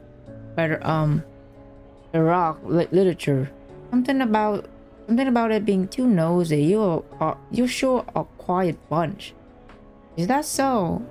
You Argentinians just love it, right? If you're any metric to go by, I would say you're all loud, obnoxious. Damn. You just because the idealist isn't here, you think you can turn this salon into a debate hall? You started. No, stop squabbling and post your work so we can read it. If you ask me, you simply more interest in rhythm and form. Spanish is a rich language, one that is inherently expressive ever-changing and artistic, much like Baroque literature. Baroque, right? It's about Baroque. The typically quiet man words douse the argument like a cold splash of water, turning the group into a rare moment of calm. Okay, now we get to see Roberta in the color form now. Cool. Haha, all joke aside, I do miss them. Ever since those mad members left, we had far fewer breakthrough in stream of consciousness writing. I, for one, would rarely discuss the aesthetic value of stream consciousness composition. As this new topic surfaced, the innate voice began to rise once again. It was most unusual literary salon, full of emotionally charged statement and biased opinion. I didn't mind it. In fact, my feeling was quite opposite. The inmates gave me an incredible feeling. Not one of them saw themselves as a prisoner stripped of their freedom. A group of literature enthusiasts coming together in a abandoned prison and collaborating to build an ideal nation. Roberta is cute, yeah. It feels as though it was the result of some kind of pact. In reality, it was purely a government-run prison. Oh, it's her! I saw the trailer like long ago. Okay, now we get to see this woman. Everyone quiet down. I have something to announce. An unfamiliar voice cut off the clacking typewriter in Dora's mind. Everyone walked out from the far end of the darkness and stepped into the center of the salon, stopping before the whiteboard and podium. Octavia? Mr. Idealist entrusted me with hosting a literature salon. He left a letter under the stone in the corner stating that he had a personal matter to attend to. For this session, I will now announce our next research topic: fiction duality in reflecting reality and the self. Heavy gaps turned head, an uproar spread to the audience. Clearly, this wasn't the topic they were expecting. She raised the letter in her hand in a gesture of silence. Like minded fellow aspiring writers, in the turn of the century, the names that once shook the literary world have gradually faded in obscurity. Literature has been shoved aside in the world of art. People attend theaters, cinemas, and even art galleries to enjoy painting and sculpture, but few can finish a book. What is left to us to do when families are torn apart and our nation are ravaged by tyranny? Let the story be our weapon. It should be the sword that cuts through the bloody truth, beacon that light our way forward. The audience fall into silence. You could try writing a Latin American War and Peace. We could continue with our original salon topic. The two aren't mutually exclusive. I haven't spent a whole month preparing the topic for the ideas previously proposed.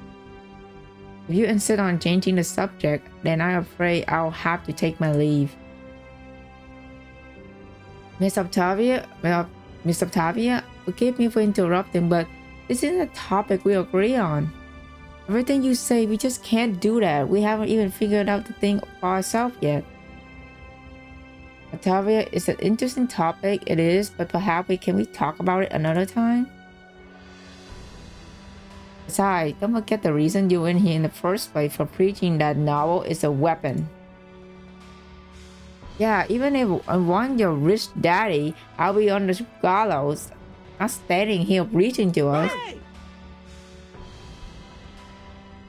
Another prisoner stands, his voice clear.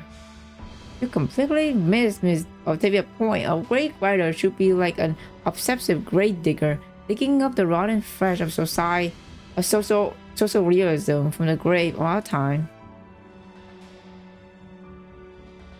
Only this vast crucible is worthy to be the host of our literature.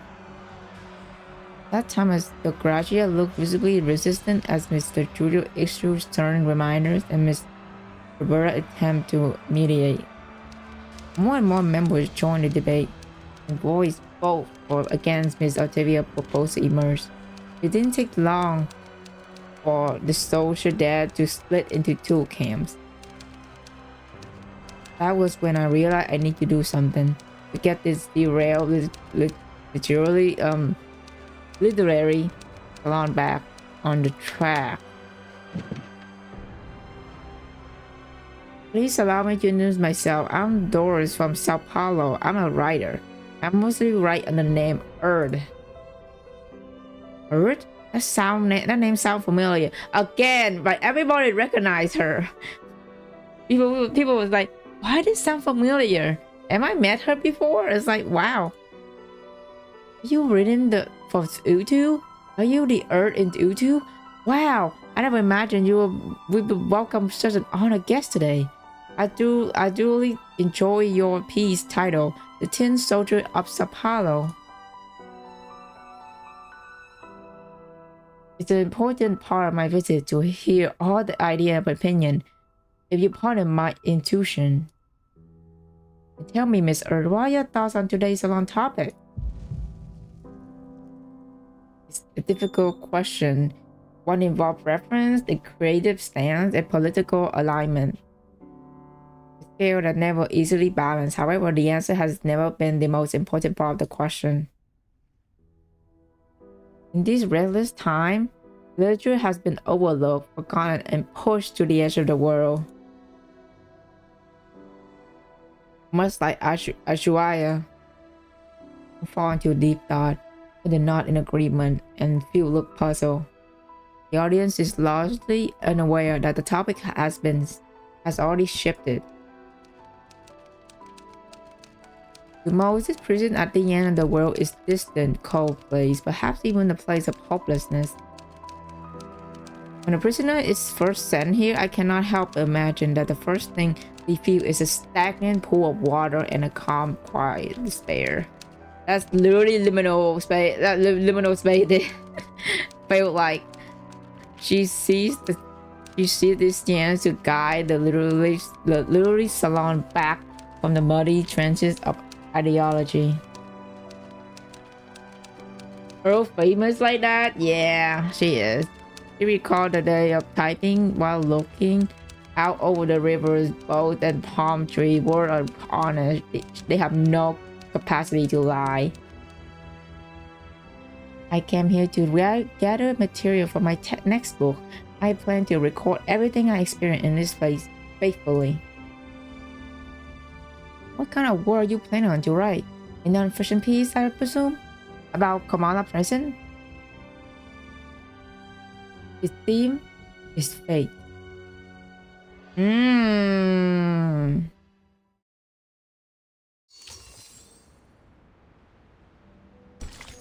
Toxic shadow of the living. Metallic sheen, rippling water, and shadow that peels back from within the dim reflection.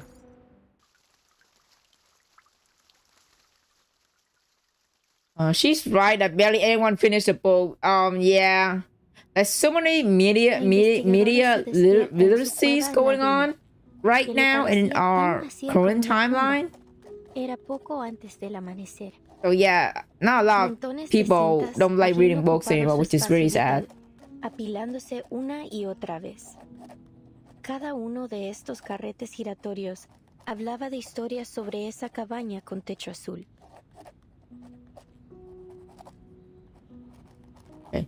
Back of tail ending up her living space, climbing up again and again east of this spinning reel, speaking of story about a cottage with blue roof.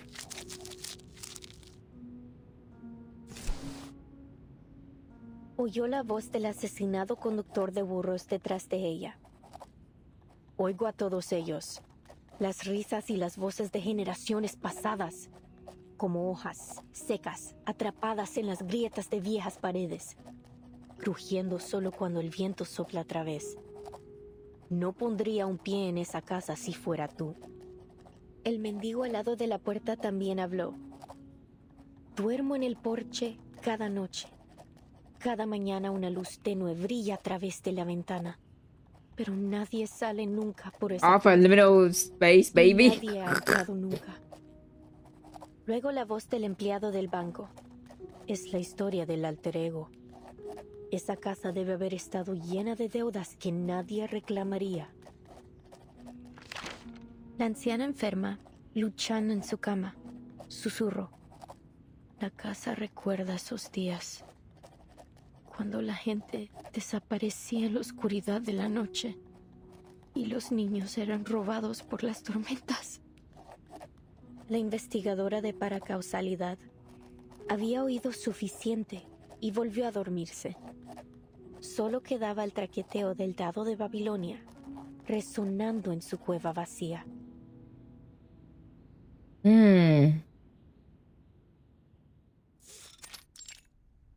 Gallery of Bewilderment. Oh wow, what is this?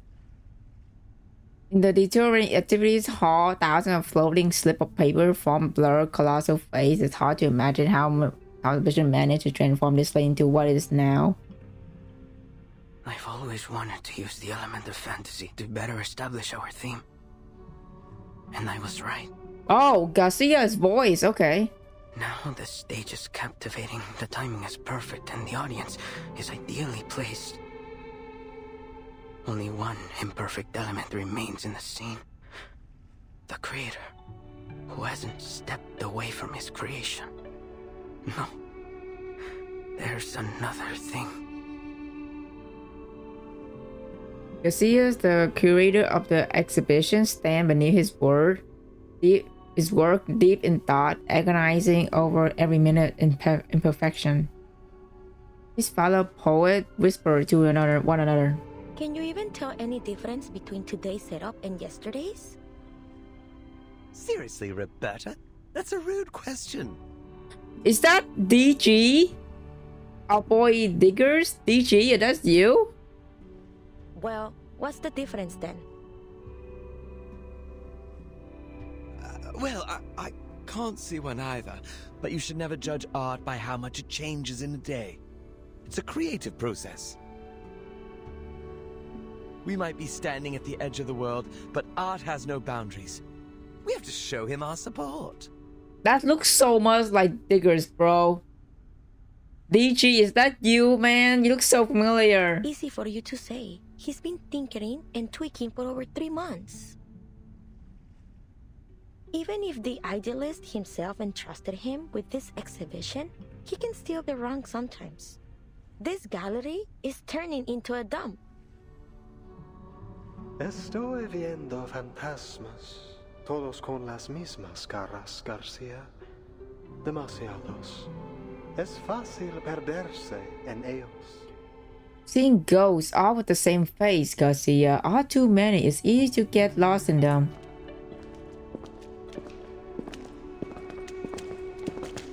Having navigated through the labyrinth, the idealist, the leader of La Sociedad, arrives at the Hespit entrance, accompanied by several new faces in the jailer. Idealist, you're back? Are these new recruits for La Sociedad? You must have had a very successful day. It is good to see you, Garcia. How has your vision progressed today? Garcia tickled same part of my brain as Enigma. Yeah, like his hairstyle, right? His hairstyle make him look familiar. That's DG for sure. I think it's so funny. DG is kind of most featured 5-star. That is the main character. I remember playing his anecdotes for the first time. I was so confused.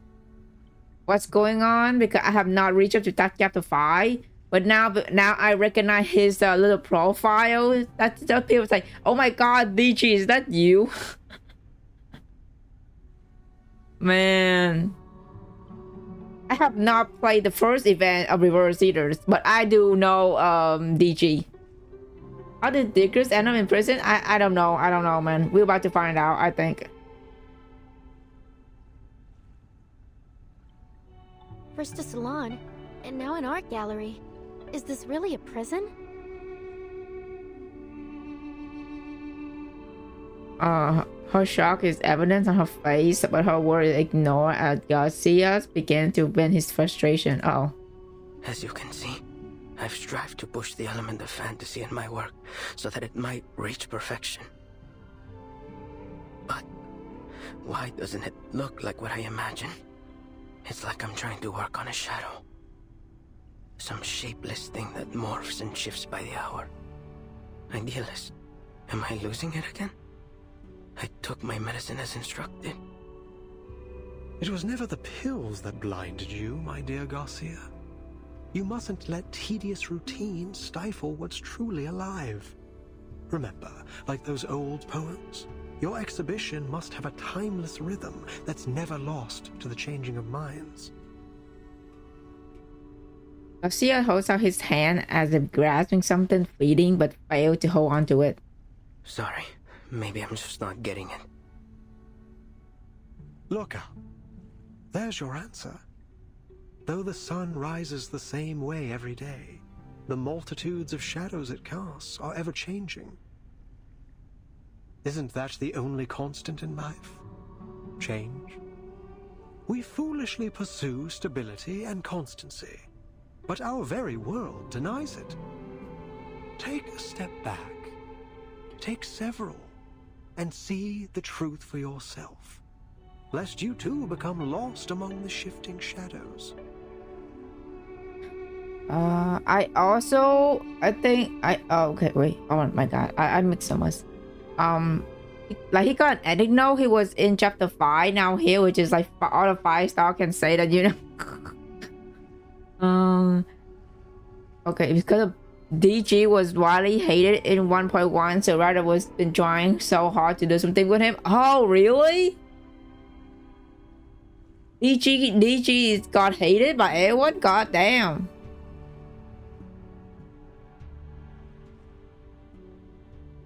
I've played through this chapter to question how DG ended up in prison. I mean, I have no idea either.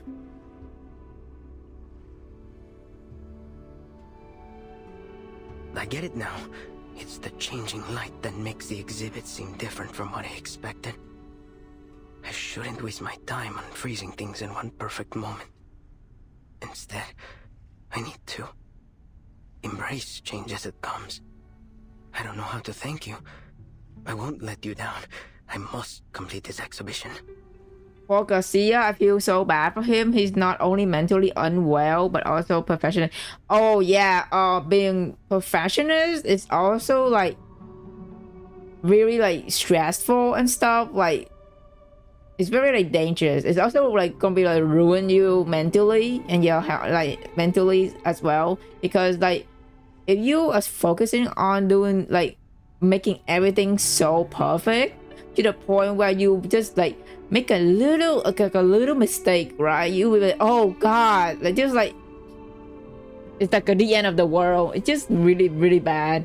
It's really bad habit I think most people have, which cannot be fixed. It's like trying so hard to be like perfect with everything, right? Like doing stuff without making any mistake. But when you did it, you was like, oh god, why? You know? It's just really stressful thing to do. Like even I'm not even perfectionist, but when I screw up stuff, I'm also fucking freaking out. Complete my alter ego. The joys of word widen the writer's eye. Did you say alter ego? And he called you Garcia. Is that your name?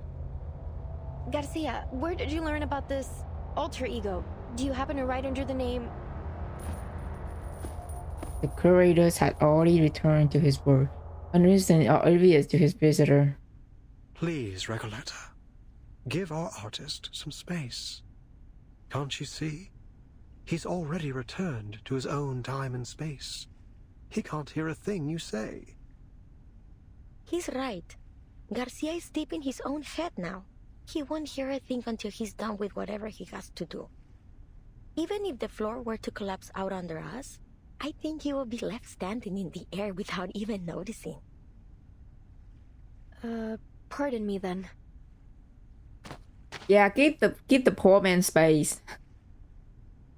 You take a step back out of respect. Yeah, give the poor man some space, girl. All right, my dear guests. Please forgive my late introduction. Welcome to the Gallery of Bewilderment. Thank you for inviting me here, Mr. Idealist. Foundation investigators have been carefully observing each prisoner movement since they arrived, but unfortunately there's no sign of Miss Doris. I imagine you're curious about what we do here, in the heart of La Sociedad de Poetas de las Americas. We're putting together a magazine, a collection of poems from Kamala, our very own Casa de las Americas. ¿Casa de las Américas? Yari knocked with a smile. Exactly. Named after its great predecessor. You're a fine mind indeed. At this very moment, all our compañeros are working on it. Garcia's exhibition, Alter Ego, is centered around the birth of this magazine. And here, you can see the signatures from all the poets involved, along with a few words they've written for it. Reading it is like looking into the soul of our society. All these signatures. Nero stepped forward to examine the perplexing artwork. In a dim lighting, the enormous face appeared to be looming watchfully over the entire room. Falling slip of paper catch her attention. Timekeeper, here! It's Dr. Doris' pseudonym, Erd. Then she was here. Nero pocket slipped the paper guiltily. Precisely. She used to be one of us, and still is, if I may correct myself. You can ask around here. Maybe some of our members know where she went. Don't we all miss the familiar faces of old friends? I'm sure they'll do everything they can to help you find yours. He finished speaking, several enthusiastic prisoners comes forward to greet the idealist. Mr. Idealist, I finished my short story. It's called Weightlessness. It drifts around the subject like a sheep floating in space. The readers can start anywhere in the story, or read it in any order they like. And please take a look at my piece, Off Limits! Every word that has been forbidden is either erased or replaced with symbols. It's a one-of-a-kind, jarring experience! And I finished a new paragraph. Just wrote it today. This guy was like, I write some. Oh man, OCD is what Garcia has. Oh man, OCD is the worst. Yeah. Oh, that's not good. Rico, let's just think about everyone. It's Alab. It's so funny. I swear that symbol was not there when I read this. It was just kind of bug. I think it's a bug. I have no idea what that is. I don't know. Yeah, but yeah, I think it's a bug. We also have a bug in what is it? Chapter 7 as well. So yeah, which is really weird. I don't know why we have it, but hopefully the dev like patching up on the next update, because I don't know what the heck is that symbol is. I finished the amount of Sam this guy. I finished the same amount of this guy. Nah. Isn't it wrapped in several meter of manuscript paper like a string sort of mummy squeezed into the crown? Oh, new faces. Welcome. Dude, why you so... Bro, I saw this guy the freaking theater kid because why are you talking like that? Without any warning, he calmly tears the manuscript to shreds. Exploding fragments fall like drowning spawn from those fireworks show. The abrupt welcome ceremony leaves the newcomers stunned, while the natives share a knowing smile. Idealist, did he just... This is the writer for the prologue of our magazine. The leaders of the societies either misunderstanding or evading the question respond with enthusiasm. The prologue consists of a 2,000-line poem and an introduction that is written in 86 languages to avoid misinterpretation. It represents every second we spend here. Naturally, the arrival of new members disrupts its structure, and so we must begin again from scratch. So he just tore it all up like that because he thought we were joining? With all due respect, isn't this a little excessive? Heaven knows I'm not one to judge. I've torn up plenty of writing for my novel.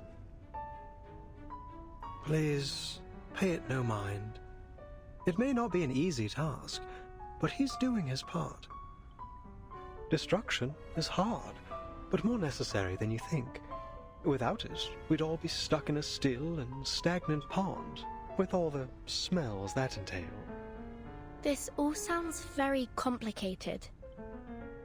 When will your magazine be finished then? Forgive me, but I'm not sure what a floating sheet, a jarring reading experience, and all this constant rewriting are meant to express. Jailer, having remained silent, take a deep breath and interrupt. As I've said, Komala isn't like any other prison. Miss Jailer, do you mean... This place also serves as a research center. And the prisoners here, for all they claim, are not just poets. They are arcanist criminals, and each one of them has been diagnosed as mentally ill. Oh... Leader of La Societe remain composed like an island in a rough sea, leaving the onlooker to question whether he's entirely mad or the sanest of them all. You're quite right, Jailer. But let's not forget that mental illness is merely a deviation from the norm. And who decides the norm? You, the physician? Or the ones outside these walls? We've been exiled here by the standards of our time, deprived of our roles in the outside world. So please, as we agreed before, I ask you not to interfere with the affairs of La Sociedad. These people are visitors, not your new recruits. But should we not hear their thoughts first? Realist turned toward the visitor with an urgent plea. My friends, no one escapes the eye of power. We must resist. Stand with us. Pick up your pen and take poetry as your shield before it is too late. I have to check my game to see if I have the same bug. Yeah, I don't know, man. I don't know what's up with the bugs lately. He sounds so funny. Dude, that guy is giving theater kid energy. I have no... I 100% think he's giving like a theater kid energy when he's talk like that. It's like so over dramatic. I need this 100% cult leader. Oh yeah, I agree. Bro, literally say outside these walls, he 100% hear voices. Say, yeah, he's not well. He's not doing well.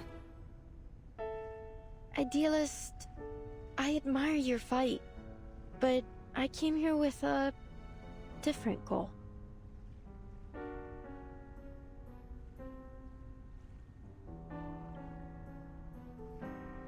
The leader of La Societe caught in favor, ignoring her word insecurity. I'm trying to say this correctly.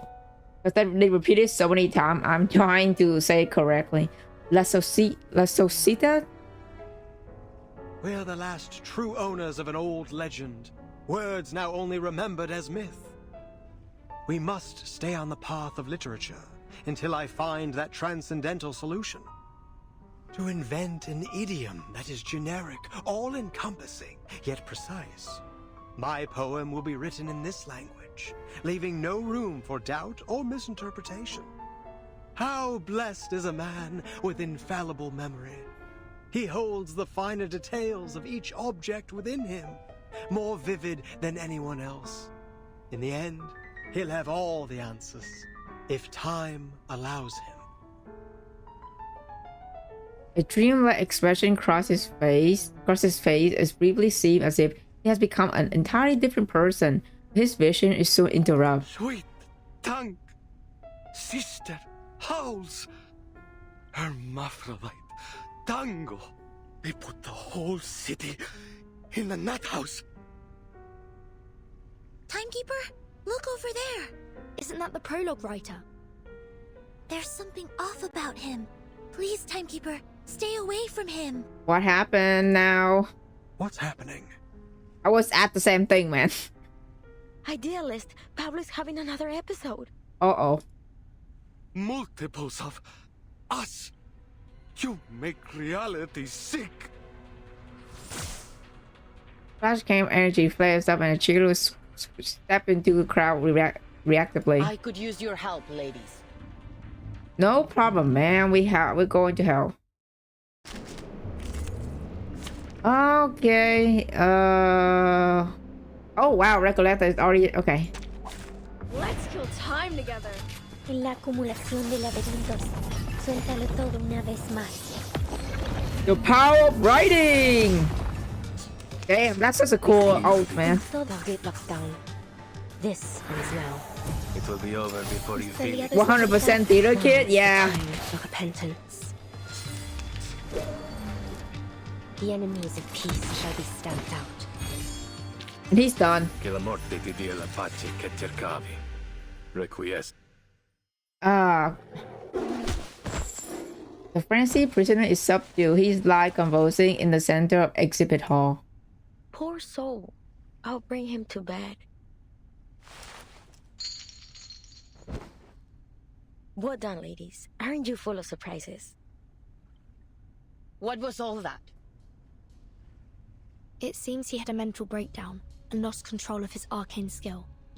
It appears that every line he recited carried unbridled power. Oh. Usually, only specific lines can channel arcane energy. You can't just force the power into words or craft a poem to serve your purpose. Pablo must have a rare gift for identifying empowered lines. When he recited them all aloud, they overwhelmed him. That's right. He's a genius who writes the tides of emotion, just like Arthur Rimbaud. We always keep a close eye on him to make sure he doesn't recite anything while reading or writing. Roberta Drake glances between the tense jailer and her visitor. But sometimes things slip through. You must understand how difficult it is for a poet to never taste the words on his own lips. So then, this isn't the first time, and you're all fully aware of it. Do I understand you right? Did you just admit that you've been hiding an inmate with a dangerous condition from us? Uh-oh. According to the safety regulations for the Panopticon of Kamala, he must be sent to the physician for immediate treatment. The jailer command causes a dramatic shift in the room. No, wait, we can explain. Uh-oh, caught. They got caught. That's not good. Recoleta is insane. She is an old machine. Like, her all is literally the power of freaking writing. She just, like, I love that so much. Got caught in 4K? Yeah, they definitely got caught in 4K. He's doing fine. We know how to help him. This was just an accident. We got distracted by the new members. We won't be handing him over to the physician. Oh. No true writer would allow their mind, the most sacred palace of their thoughts, to be opened up to that cold-hearted, ignorant butcher. Even one who believes their inspiration flows from a source beyond the mere substance of a brain would refuse it.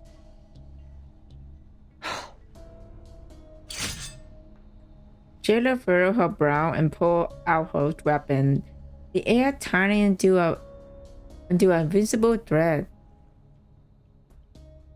That's not good. That's not good.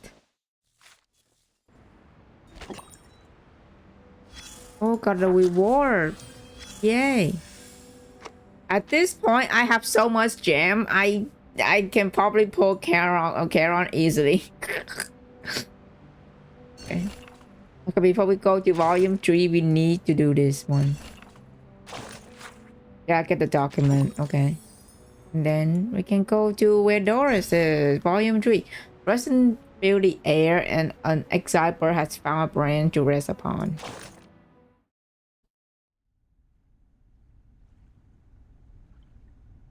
Everyone's scared of physician. Damn, he was scary. I don't know what he did to this guy, but we'll see if he actually show himself. Easy, Karen, tomorrow, hopefully. Yes, cross your finger. Hopefully I don't lose him 50-50, bro. Wait, yes, it's loomed over us, yet each of us may hold the power to steal its course.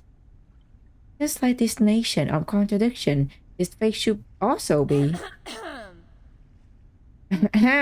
In that case, shall we officially begin this salon? The ever-observant Roberta, noticing the tears welling in Ruth of TV eyes, cut her off. Would anyone like to share a story on this topic? Whether it's a personal experience or written tale, let's bring some life to this salon. Well, if no one has anything to say, I could always retell the story of my faithful journey across the Mexican border. Uh-oh. The chair screeches as one man stands. All eyes fall on his face, shadowed by his heavy brow and sharp cheekbone. An unexpected twist, no one noticing him quietly sitting on the edge of the crowd until now.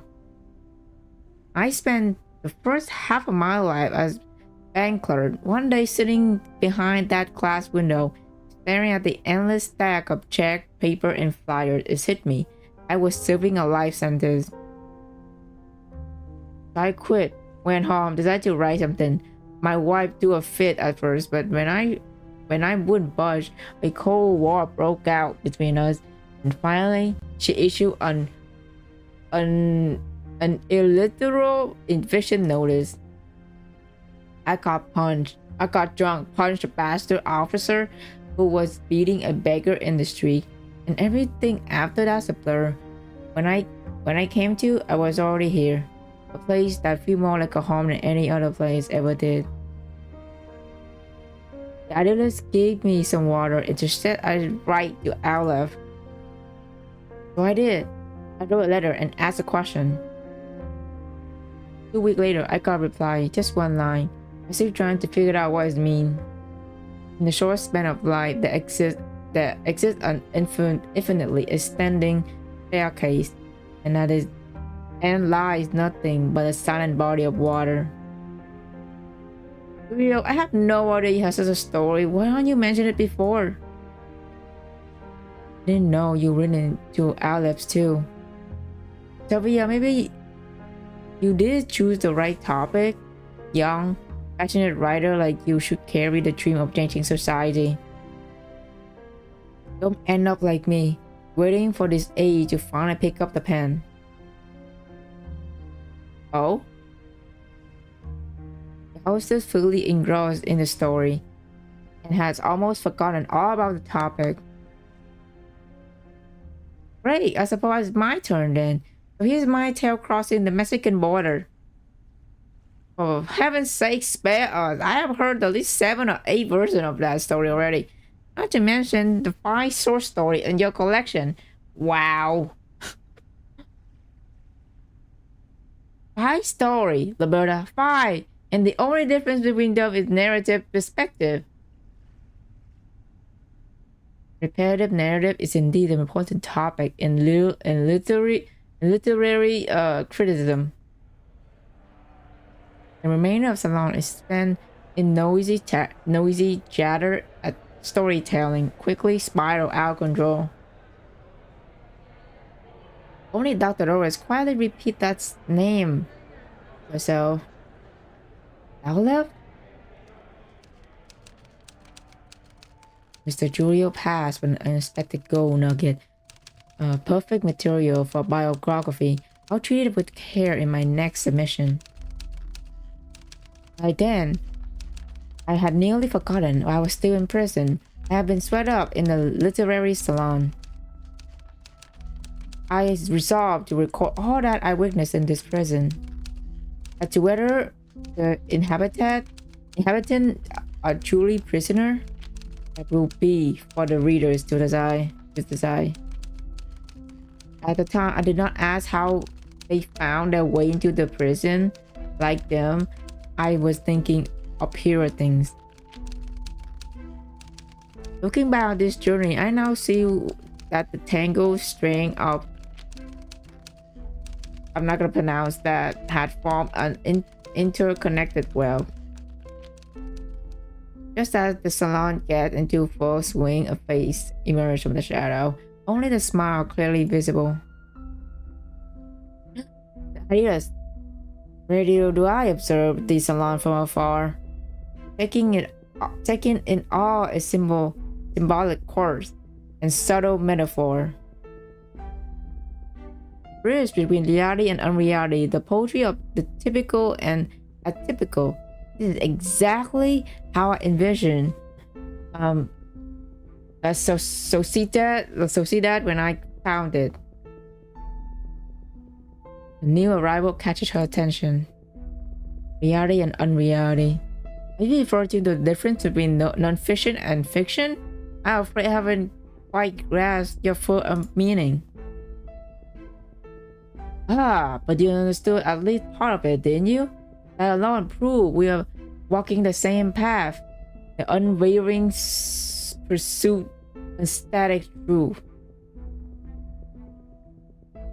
We are the citizen of literary kingdom, stargazer chasing the first light to reach the shore of new world. Children crying beneath the tree of pure idea. As its founder, I sincerely invite you to join the Sociedad becomes one of us. Join a Sociedad?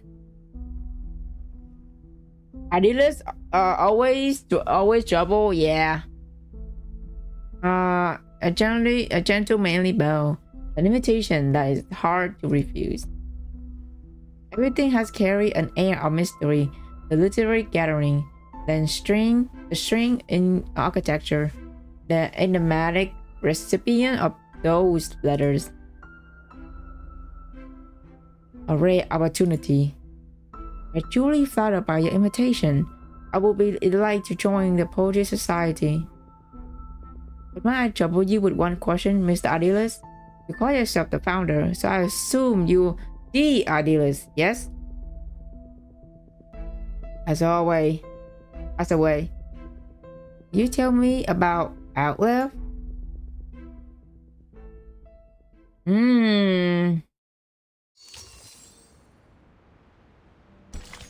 Arc 7, Passion and Delirium. Open your eyes to see the night, close them to see the light.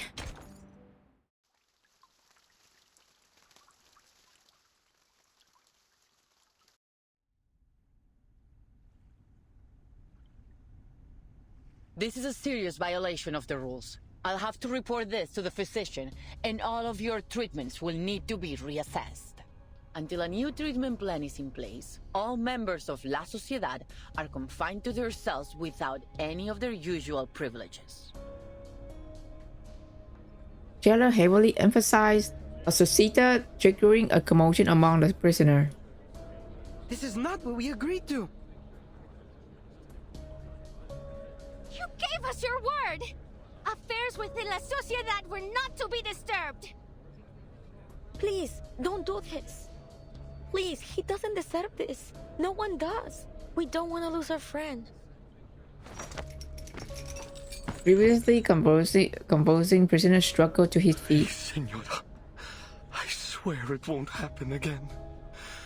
I'll take the medicine on time as instructed. Oh man.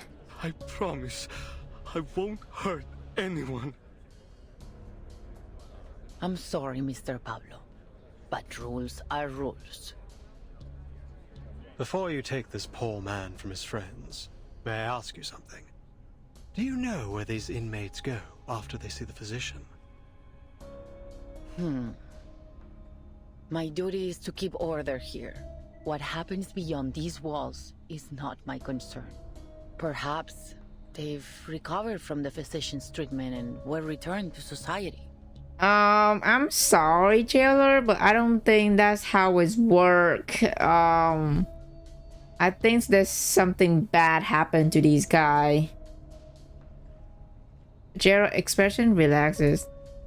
Within these walls, the only truth we know is this. No one returns from the clinic of the physician of Kamala. Yeah, something bad happened to these guys. Are you certain this treatment they received is really a cure? Pablo is harmless. He's just a writer who has a talent for finding words in poems. That's all. Please, let him stay. We'll look after him. He can have our share of the medicine. We'll keep him in check. But this doesn't conform to our regulations. Still as arrogant as ever, idealist. One day, you'll get us all killed.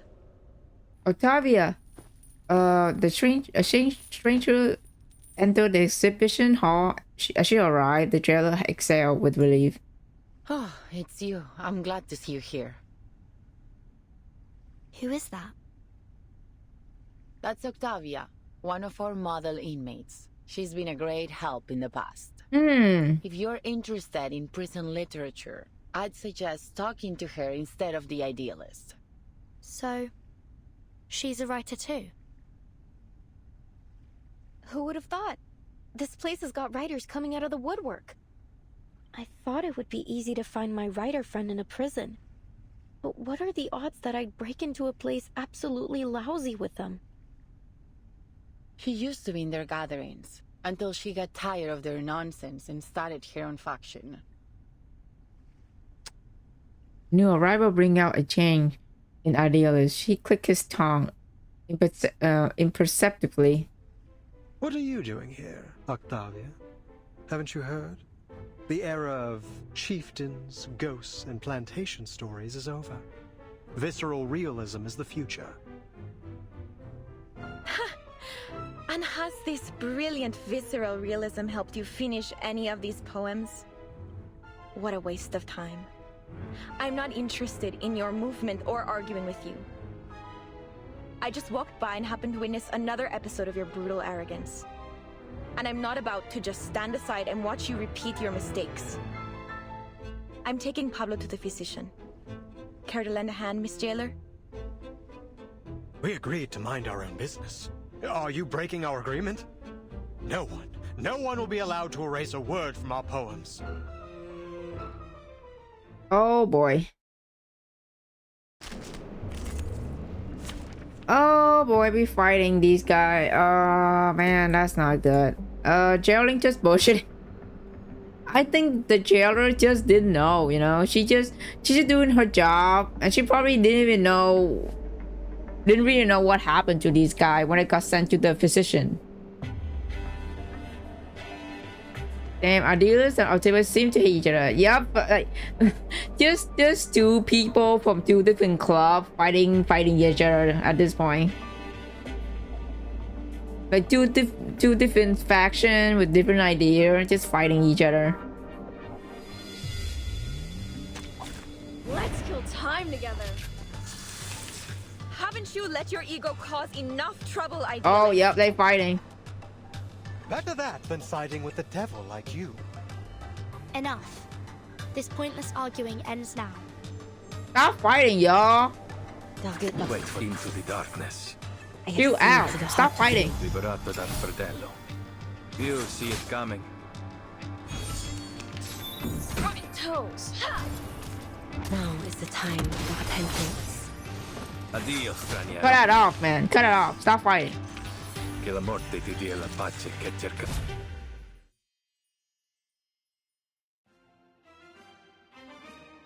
Stand down, both of you. A heated debate continued without any concern to Jane Morning. They... Oh my god, these two. You've never listened. I pity your followers. To be led by such a reckless megalomaniac. Do you even think about the consequences of your actions? We fought hard to earn the freedom to discuss literature under their watch. Your impulsive ego threatens to destroy everything we've built here. Spare me the lecture, Octavia. We don't need permission to do as we please. You're just another puppet of power, kneeling to the eyes behind those glass walls. They've trained you to believe it was your own decision, to be good and conform. Who could have done a better job? When I look at you, all I see is a sheep, docile and obedient, just the way the tower wants. What kind of work could someone like you create? Literature isn't defended by those lounging in cozy rooms, scribbling to soothing music. Have you looked in a mirror, idealist? Oh. You've become a pathetic windmill-tilting fool. A monster tearing down everything around you. Oh. A beast of prey, you mean? Naturally, a sheep would be appalled by the mere thought of such a creature. A fearful sheep caught in a vine, confusing the blade that would set it free with the jaws of a tiger. Such a master of metaphor. But I beg you, learn to distinguish right from wrong, fantasy from reality. Only then can you truly lead our people toward what's right. Distinguish right from wrong? Don't make me laugh. Is that the limit of your vision? You... Oh no! Don't let him get to you! Oh no! The impassioned leader jumped onto the nearby banner, striking a dramatic pose. Oh god, here we go. He raised his arm and launched into a speech. Friends, listen to me!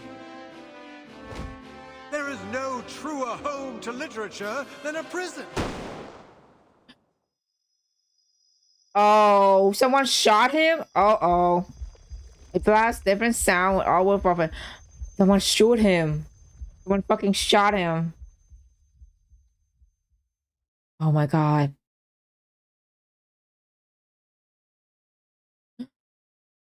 And his expression freeze, his eyes searched down a frozen face to a red dark red. Who shot him? What does it say? Crimson seep out. No. No! Horrified Arcanus stumbled back and screaming. Who did this? Hands behind your head and drop to your knees, all of you, now! This is your last warning. The prisoners showed no reaction to the jailer's final ultimatum. They stared at the idealist unmoving. Idealist, you're bleeding. It's in your chest. His light drains away. The idealist appeared unsurprised. He simply turned his gaze toward Recollector. Yes. Idealist? Oh my god, everything is falling apart. Unfinished words dissolved into silence as the prison itself began to tremble. Everything is falling apart! The entire exhibition hall twists and contour is surrounding, wobbling beyond comprehension and dissolving and standing freely. What's going on? I'm asking the same question, girl. I have no idea. Oh my god. Garden a fucking path? The hall is still. Time seemed frozen into space until someone uttered the first word. Was he shot? Where did the bleed come from? Miss Jailer and you ladies over there, come give me a hand. We need to get into the physician. Dude, this soundtrack. Bro is dead? Yeah, I think he's gone. A word is ignite the first bar. Did you do this, Octavia? You couldn't face the burning truth of his words, so you pierced his very heart instead. Justice was blazing with the fire of justice. Oh, great. Now is everybody think it's our fault. Or was it you, jailer? Did you intend to crush the voice of poetry beneath your wheel of power? It has to be one of you, devils in disguise, beasts in human skin. Can't you see? I had nothing to do with this. I'm as innocent as any of you. I've been trying to keep order here, to protect everyone. And now you blame me? Don't listen to her! The idealist made it very clear! She's trying to get us punished for her own gain! Uh-oh. I knew this is gonna happen. Like, people, once the idealist got fucking killed, people gonna think it's our fault. You're a murderer, Octavia! The prisoner's furies erupt. In chaos, another block an arcade skill that pierced the air. This is mad. You're accusing me without proof. It wasn't me. This is getting out of hand. I suggest you ladies leave now. No, wait. Girl, there's a rioting going on. It all happened too fast. What happened to the idealist? Is he alright? He's dead. I didn't even get a chance to ask about Aleph. As the tide of people surge around them, the line between life and death blur beyond recognition. I agree with the jailer. Timekeeper, Miss Recoleta, let's get out of here. Oh god, there's a riot going on. That's not good. The violent conflict raged on. Everything else become meaningless. The illusion of time dissolved and it flowed unknown. Under the garden influence, the frenzy of prisoner began to resemble an unreadable chaotic epic. At this moment, unidentifiable figures entered their midst, though no one takes notice. The newcomer scrutinized the motionless corpse. His vitals are gone. At last, some peace and quiet. Is this him? I don't know. Is that you?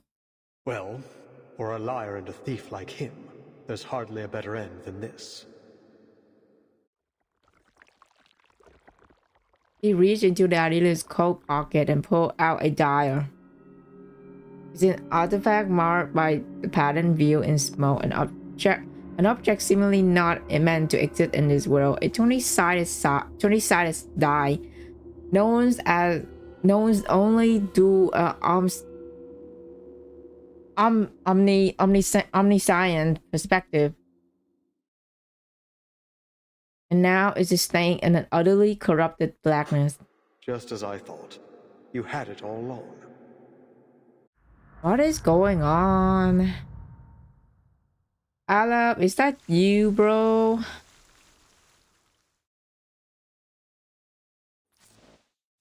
So much shit is happening.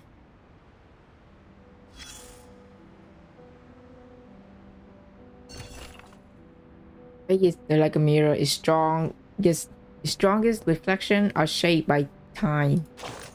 Back with Doris. Or Erd. Up to this point, I have participated firsthand in several sections of Las Societas. Those literary experiments treated language as an advanced game, weaving reality and fiction into an invisible web, ensnaring anyone present in a maze of words. Never before I have been so intimate with literature or thought about it so deeply. I was amazed by how words could so vividly express both playfulness and values. Until that ordinary afternoon when a poet named Eduardo was reciting his new piece with refined rhythm, and Miss Octavia was discussing the state of Sao Paulo with me. No one noticed anything unusual about Mr. Julio's condition.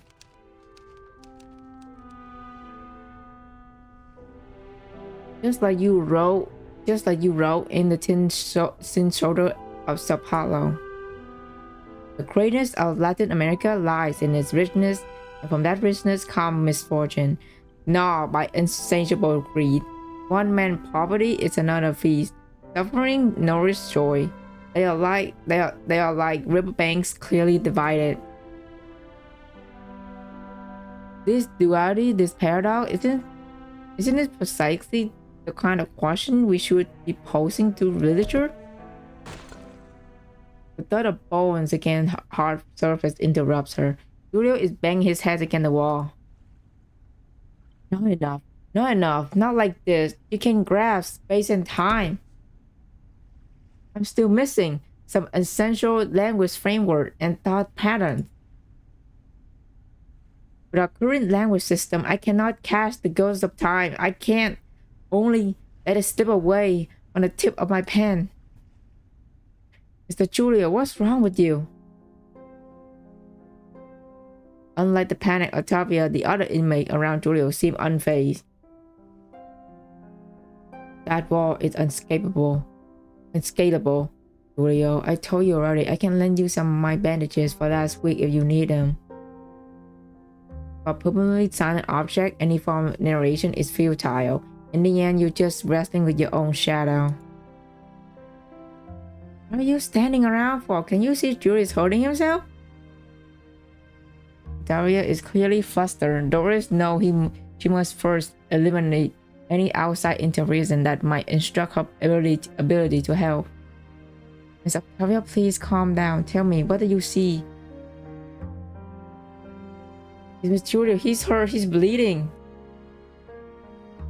Trying to break through the mirror of language with his head, but it was actually a wall. By now, Doris had learned how to filter out the surreal embellishment, typical of Las Sociedad members in order to correctly assess the situation. Mirror or wall, it doesn't matter. Please take a closer look and describe what you see clearly without embellishment. What is Mr. Julio's condition? His muscles are spasming uncontrollably as if jarred by cold electric current. His face is tightening, twisting like he's struggling against a silent force. His fingers are curling into an unnatural shape. Oh, hi, Bad Wolf. Hello. Oh damn, I didn't know you gonna jump in chapter 9 this quickly. How going so far? Yeah, we're going chapter 9 straight away today. It was crazy. So Mr. Adilis got shot, and then the whole shit gone south. People are rioting in prison, and we have to get out. So that's where we at. Yeah.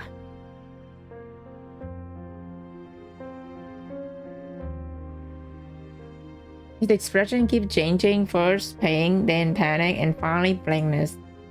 Now he's having an epileptic seizure. Perhaps I could offer some help. Guided by the sound, Julia whimpers. Doris approaches. His head is bloody.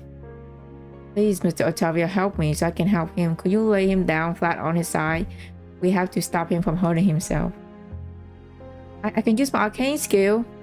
Flashing light could worsen the epileptic seizure. Does your arcane skill emit intense light? If so, I must ask you to refrain from using it. Octavia hurriedly retracted her incantation. She pressed down on Julio's shoulder and lowered him onto the cold, hard floor. The doctor kneels quickly and gently turned the man onto his side, preventing him from injuring himself any further. As time passed, Mr. Julio's convulsions began to subside. His body remained stiff. His jaw clenched tight. I took a disposable bite pad from the first aid kit and carefully placed it in his mouth to keep him from biting himself.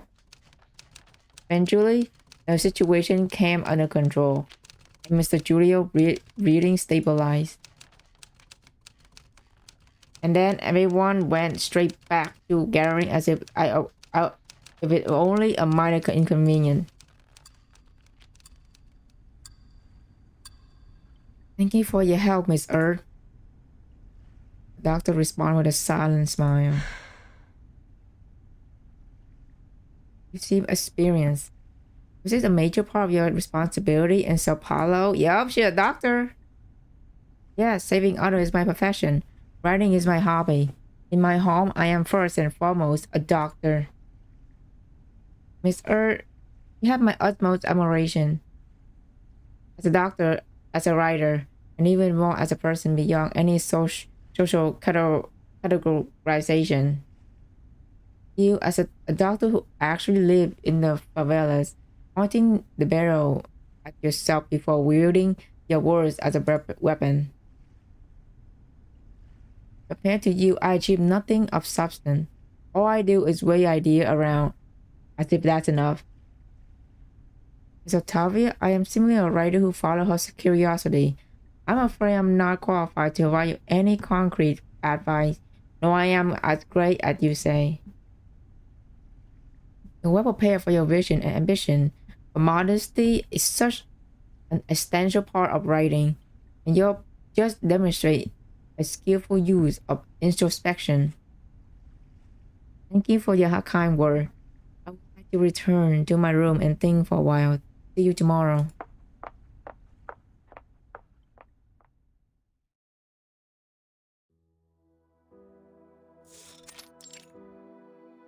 Oh. Leaders pursue his idea to erect a magnificent vision atop the Tower of Literature. But for those outside the tower, what good is that magnificence? Here I am locked away in the prison. My will go no further than these walls. I even only have my life because of my wretched father. It was foolish to think that idea alone would ease people's pain.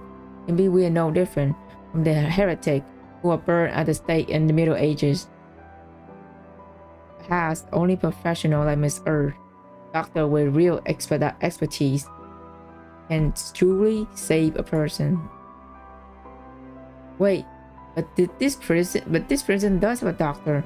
A doctor meant to handle every kind of issue, whose specialty is precisely in mental field.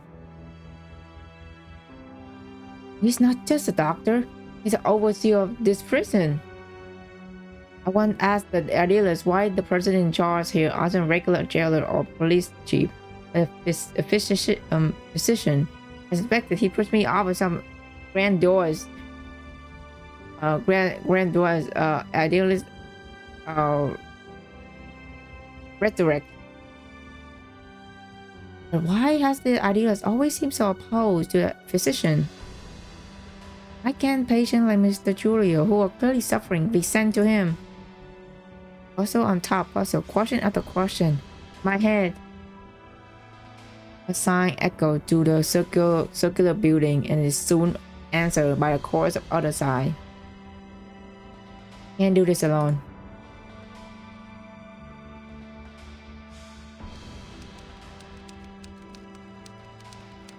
Octavia turned and walked away. Though she looked disheartened, I could still see the power and unwavering force that drove her forward. What would that force be for me?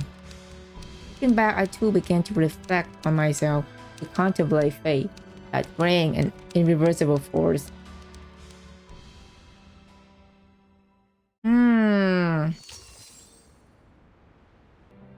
What ate the spider web? Open it, reread it, witness firsthand the event that transpired within the desert. Oh boy.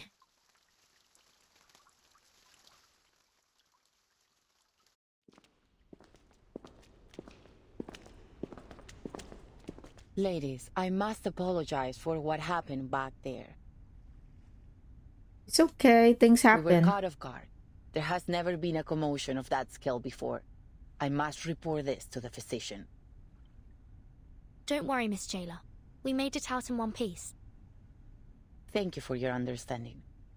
Ordinarily, I would arrange to escort you to a safer location, but I'm afraid at this hour you'll have missed the last train. And the roads are icy at night. Hearing this, Recoleta exchanged a quick but meaningful expression with her companion. Psst. Verdun, we can't leave like this. Of course you're not gonna leave, Recoleta. You literally want to be out loud. We appreciate your kind consideration, Miss Jailer. But we still have some unfinished business here. I see. I'll arrange a clean room in a safer section for you. We'll do our best to ensure your safety tonight. Thank you, Jailer. You're so nice.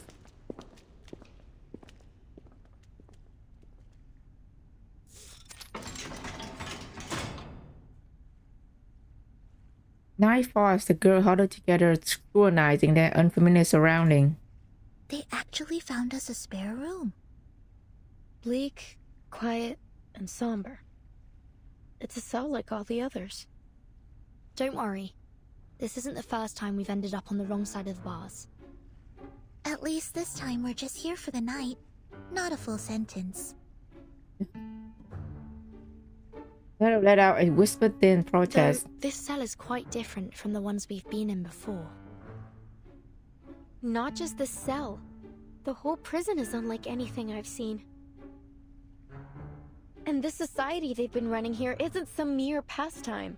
They're having real discussions about meaningful topics, even though the rest of the world has been cut off from them. But we're still in an Arcanist prison. A place where conflicts and violence can erupt at any moment. Let's not forget that. Miss Jailer warned us from the start. These prisoners are mentally unstable and potentially dangerous. Miss Recoleta, with all due respect, we can't afford to see this place through rose-colored glasses. We'd be overlooking the risks, as we did earlier. And with all due respect, Soneto, we didn't overlook any danger. At least I didn't. A writer must be observant if she is to accurately reflect the world in her writing. Oh my god, girl. But you... We came here with different goals. And still, none of them have been accomplished. I suggest we focus on our respective missions, instead of fighting with one another. Exactly. Listen to Verdun. Apologies, Timekeeper. Miss Recoleta, I take back everything I said. Don't apologize, Soneto. I'm at fault too. Sometimes I forget that words can be as sharp as swords. You were only thinking about our safety. I shouldn't have been so rude. Aw, there we go. I actually really admire how you fought back there. If you'd allow me, I'd like to write a poem for you, once my novel's finished. Not Soneto blushing. That's terribly kind of you. But honestly, I think we've had enough poetry today to last a lifetime. Verdun, are you jealous? Verdun, are you jealous that Recoleta just offered a poem to Soneto? Verdun, I see you. Verdun, I see you. Recoleta was like, how about I offer you a poem? And then freaking Verdun said, no, we don't need it. We don't need it. Save it. I see ya, Verdun. I see ya. Let me know if you change your mind. By the way, She's did jelly. either of you see what happened to the idealist? Verdun is jelly. Recalling their recent conflict, the indomitable girl finally The hesitated. jailer told me she went back to the gallery once everything calmed down. She found nothing. No blood, no shell cases, not even a trace of the idealist. Timekeeper, now's really not the time for ghost stories. Oh yeah, I completely forgot. Soneto is really scared of like ghosts and monster. like a horror monster. Yeah. Oh Do you mean man. that maybe the idealist somehow managed to get out of there on his own? Or perhaps someone else helped him? Well, according to the idealist and our jailer, any inmates who are unwell will be taken to the physician. It's possible someone brought him there, while everyone else was shouting and running about. You're right. It could be that he's with the physician right now. I'm relieved. That was a sudden plot twist, but a visionary of his magnitude doesn't deserve to die in silence like that. Zenero is just a puppy, obeying virgins right away when she scolds her. Zenero is just... Yeah, Zenero just like love virgin, you know? In a way. To be fair, the gunshot was quite loud, as was the ensuing commotion. Nonetheless, he couldn't have just died like that. I mean, the readers would riot if a writer were to kill off a character so abruptly. But you believe he's still alive too, am I right? She knows her words are merely cover. She needs an answer, a real undeniable answer. There's nothing that we can be certain of for now. But on a brighter note, we didn't come back empty-handed from our mission either, Sonetto. We found Dr. Dorez's signature in the gallery. You were right all along, Recoleta. She was here.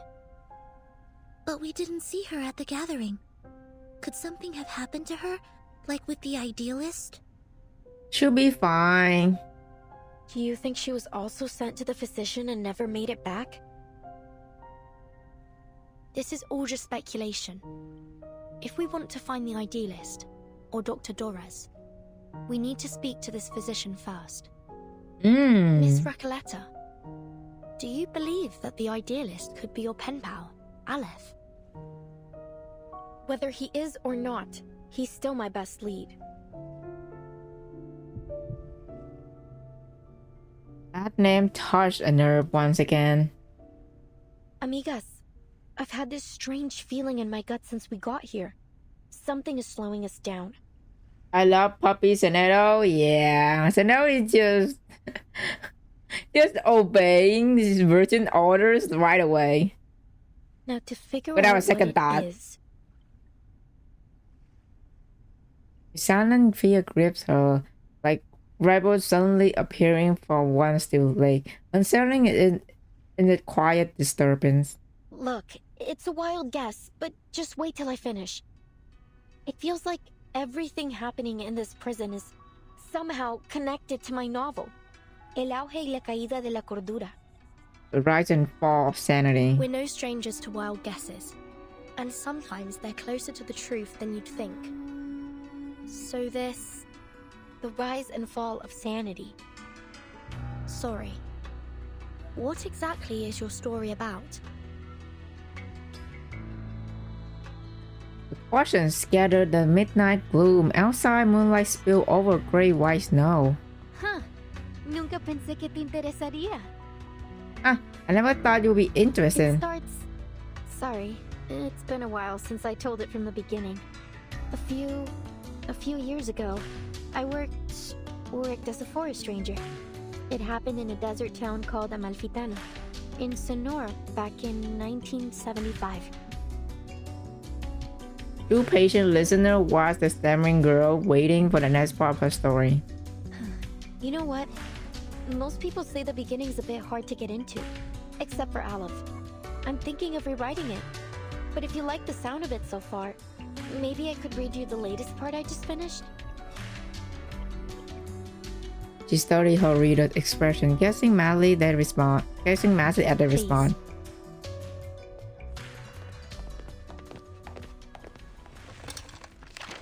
Aw, look at them reading. Todo empezó con los datos de frecuencia de las cintas.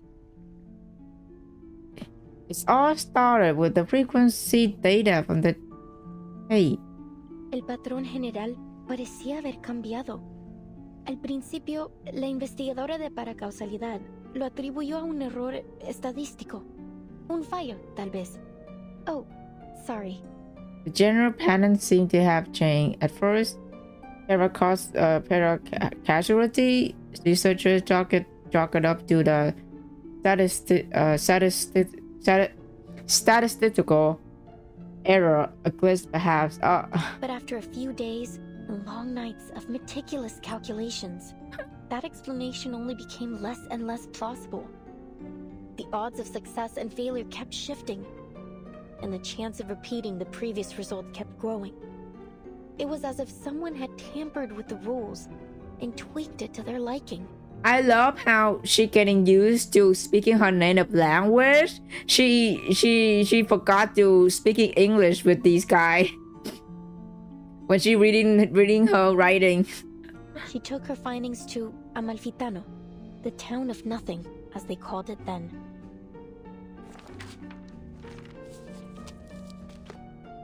Near the old looms, she met a blind weaver who spoke softly of an old tale. I heard a strange rustling at dawn, like a die rolling along a wooden floor. Then the morning light dimmed and died. That was the last time I saw the sun, my own hands, or the threads I worked with. The second time I heard the die roll, I was told the oxen in the fields sank to their knees and never stood again. By the third roll, the fields were crawling with frogs. Plows ran over them, and some still writhed, squeezing themselves deeper into the cracks in the earth. The fourth time the die rolled, 10 dormice plunged into the sea in a strange sleepwalk, and 10 bears feasted for the last time before winter arrived.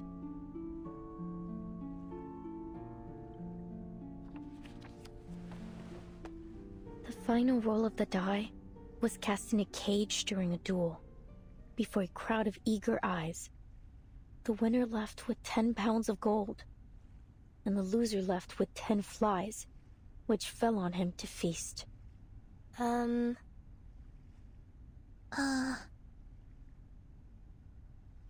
Why does bread do the same like a rolling tide? Is that all? Seems like it. Yep. Well, there's more, but I haven't quite figured those parts out yet. Any thoughts?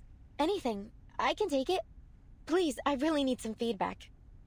I wonder if the protagonist ever finds this die of Babylon in the end. Oh, Verton, it isn't a real die, it's just a metaphor. Oh, I see. I must have missed that. Sorry. Still, it's a beautiful story. Sad, but beautiful. The story is still too obscure, isn't it? Aleph warned me about this. In our last correspondence, he suggested adding the blind weaver to shed light on the hidden theme. It helped at first, but even with his sage advice, no matter how hard I tried, the plot just didn't seem to move forward. Feel stuck in that village with them, lost, dazed, isolated inside their small, disconnected moments. Something crucial is missing, leaving gaps between the characters and the scenes. Should I change the storyteller's perspective? Start a different angle? Or maybe rewrite the characters completely? What should I do? Before the writer sink into a swirling vortex of self-doubt, someone decided to push for something tangible. Apologies, but you said your story somehow connects to what's happening here in the Panopticon. What makes you think that? It's a strange feeling. Like, everything here belongs to a dream I once had. Only, I can't remember it. Do you mean that you have a sense of déjà vu? You could say that. It's nothing to worry about. Our psychiatrist friend Kakanya told me those moments are often Kakanya! the result of a dysfunctional connection between two parts of the brain. Like a little glitch in our heads. No, it's nothing like déjà vu. Oh. Storyteller snapped back, politely agitated. Déjà vu is a single moment, a specific situation. But here it's everything.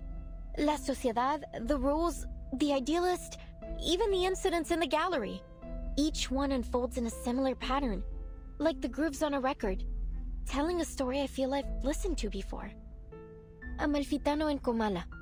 They're two sides of that same record, playing out the same tune. Whatever happens in my story seems to be happening here too. I had that feeling when I met you as well, Miss Verton.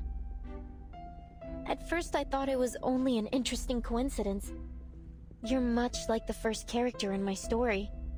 A traveler with a suitcase. Oh shit. The girl Rainbow's on, that's really relating to her character. But then I realized, the doctor, your Doris, she's like the blind weaver who lost her sight to the dye despite having always been faithful to it. And the jailer, she's the bank clerk who assisted the corporation in taking over the town in order to escape her past. And the idealist, he's the murdered donkey driver, and the dye of Babylon. Now, mis queridos amigos ficticios, ¿qué rayos les está pasando? My dear fictional friend, what on earth is happening to you? Are you saying that everyone we've met here matches a character from your story? Like some kind of archetype? Seems so. That sounds unbelievable. But then again, maybe you're onto something. You see the world through a different lens that none of us share. Not just the characters. The events here are mirroring my story too. Aleph, he's the only one who truly understood my story. If things are playing out just like my novel, then maybe Aleph is in fact still here. Are you suggesting that someone is controlling the Panopticon in order to make it follow the same plot as your story? That they've set the rules, started the poetry group, planned the attack on the idealist, and tried to prevent us from finding Dr. Dores?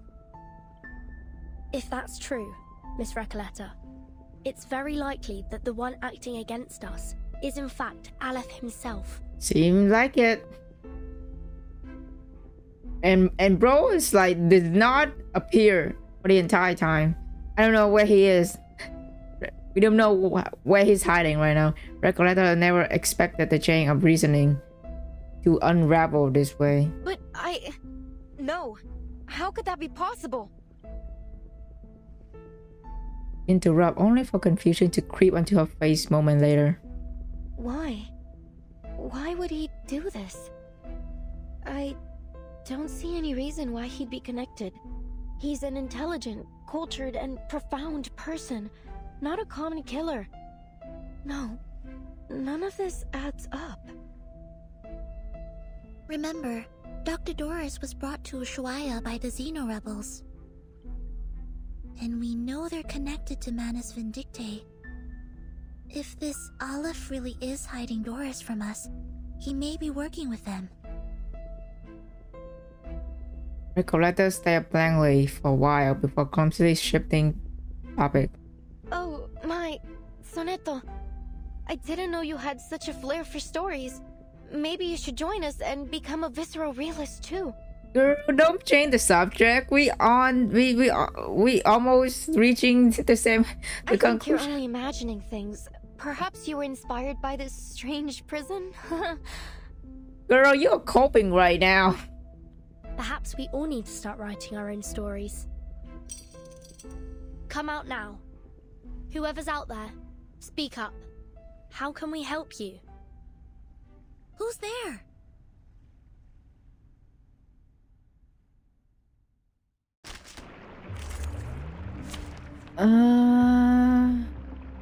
What I missing it? Yeah. Reverse Juvia. This chapter is heavily inspired by Latin American 20th century literature. Octavia, Alberta, Gotcha are based on a real. Yeah, I know. Someone in the chat told me. I think it was Junior. Junior told me about it. Bad Wolf. They already told me that they are based on real historical people. Yeah, I already know. Let's kill time together. My sight. Wear gloves. By God's grace. It will be over before Get you out feel of it. here.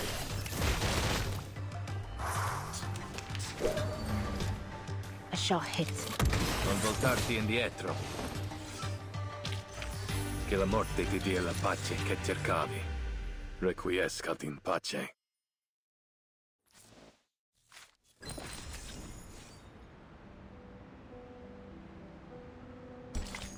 Part 9. The Central Tower. A silent, merciless order of ideals.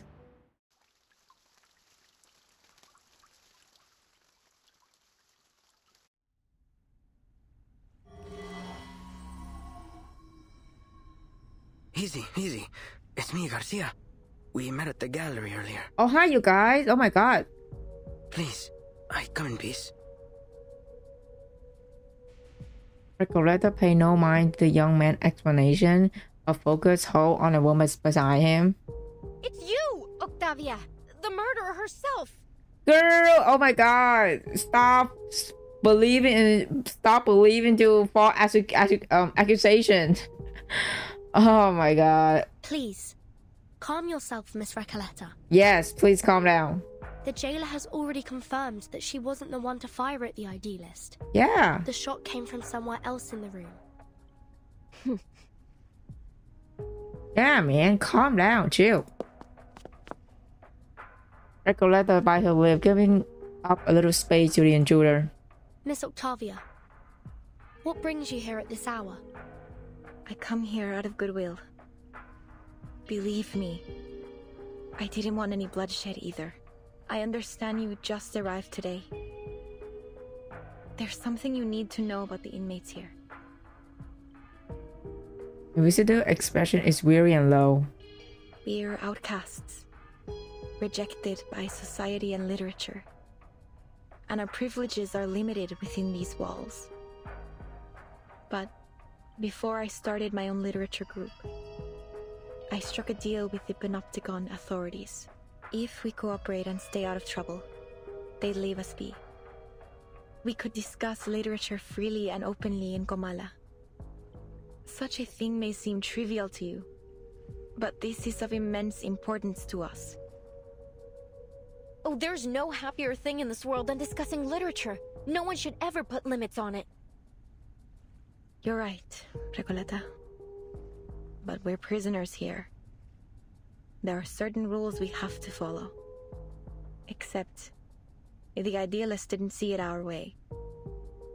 He refused to compromise, believing that the long poem and his so-called ism could break us free from the cage of the ever-watchful eye. Perhaps he was right. You might have achieved more if you'd listened to him. After all, visceral realism keeps us connected to who we are. You have to believe in the truth of visceral realism, because out there, beyond these walls, many of us still do. And what has it changed? Garcia, you're the latest inmate here. Tell us, 3 months ago, before they arrested you and took you here, what has the visceral realism movement accomplished out there? Sidestem Garcia, who had been patiently leaning against the railing, produced a metallic vibration on his graze. A rough paper roll burned between his lips.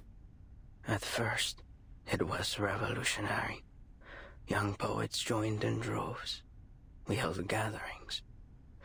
And the literary world seemed alive again. I was just a kid when the leading poets left the city. Everyone thought it was only temporary. But they didn't come back, and nothing has happened since. No one says it, but we all know. Visceral realism died in 1977. No, not for me. It's not dead as long as people still believe in it. I believe in it. Also, visceral realism is based on the movement inferiorism? Realism?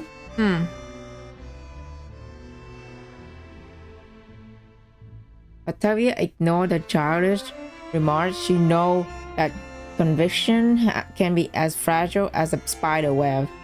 Belief, faith, what is this obsession with the true self? Why does your type always insist on there being a true self hiding beneath our roles in society? Our disciplines? Look at the idealist. He never once stopped fighting for what he believed in, even long after he was put behind these bars. Idealist, what a name he gave himself. Who will he be when he finally breaks free from the eyes of the central tower? When he's left without his willful audience? And nobody. That's what. And that is a truth even he is terrified of. Miss Octavia, I hope you've come with something more important to share than just some criticism of the idealist. You're right. I have an important message for you. Dr. Torres, I heard you were looking for her. The woman from the Sao Paulo Veterans Residence. She used to write under the name Erd, didn't she? Yes, that's right. Do you know her? You're the first person I've met here to speak plainly about her. Do you know where she might be? We crossed paths, but only briefly. I'm not sure where she's gone. Maybe the authorities know. However, she left this with me. I think you'll need it more than I do. Oh, what is it? A journal. Octavia hands over a personal folder. Before they might open it, she already turned to leave. We have other matters to attend to. I'll leave you to your business. Garcia, shall we? The visitors leave in haste, their faces and expression obscured by the night shadow. Foundation investigation opened the worn manuscript folder with caution. The physician told me the horrifying truth about the panopticon of Kamala and the power behind it. Manus Vindictae. By becoming the panopticon's sole patron, they seized control of the resources and the allocation system, turning this place into a living hell. I suspect that the physician, the current highest authority here, is responsible for this situation. I discovered that the inmates were put through brutal training, even when they were too sick to carry out their tasks. They also forced pure-blood Arcanist inmates to wear their masks, effectively turning them into murmuring puppets. Just as we suspected, Manus Vindictae is orchestrating everything. They are everywhere! No wonder we didn't find them in the city. They've been hiding here all along. No one would have thought to come looking for them here.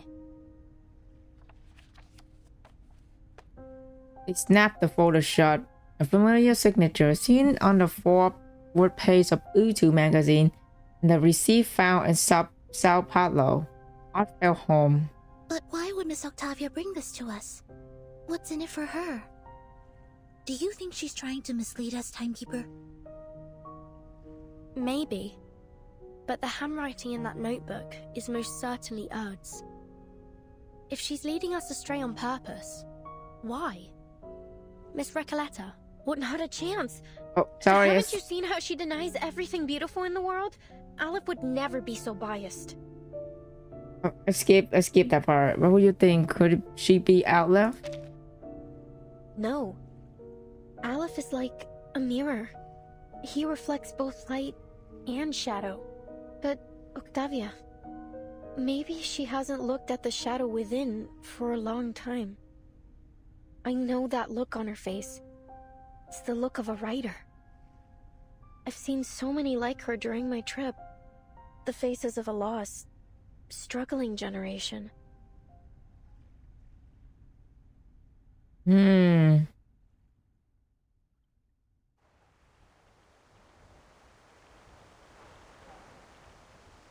Under the night sky, Kamala prison stands like a forgotten gravestone covered by fine cold snow.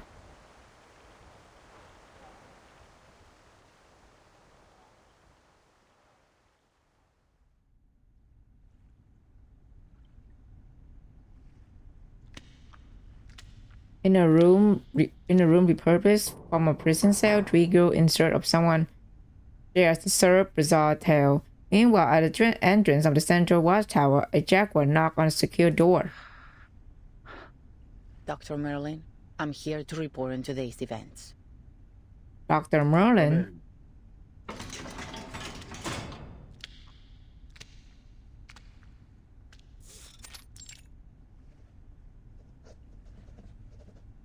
Frantic writing raked the quiet room. The jailer's visit did not deter the man behind the desk. He continued writing, wholly absorbed as if each letter were filling the world around him. There was a commotion in the gallery today, sir. An inmate known as the Idealist was severely injured. The inmates nearby said he lost consciousness from blood loss. However, after we put everyone back in their cell, the Idealist was gone. I made a sweep of the grounds, but there was no trace of him. He disappeared. It's possible that he regained consciousness and went into hiding. I'll perform a full search tomorrow. Jack will find herself quite unexpectedly considering the truth about Pablo. No need. Out loud. Sir? He knew the consequences of breaking the rules, did he not? Sir, with all due respect, I think today's incident proved just how dangerous it is to let the inmates keep their weapons. We never should have let them walk around with deadly weapons. Even if we had to, we should have doubled the guards. We can't expect them to follow their own rules simply out of fear of the central tower. Physician interrupts her sharply with no hint of concern. Such matters fall beyond your purview, jailer. You only need to do what's required of your title. Is there anything else? There is another thing. 2 guests from the Foundation came through today.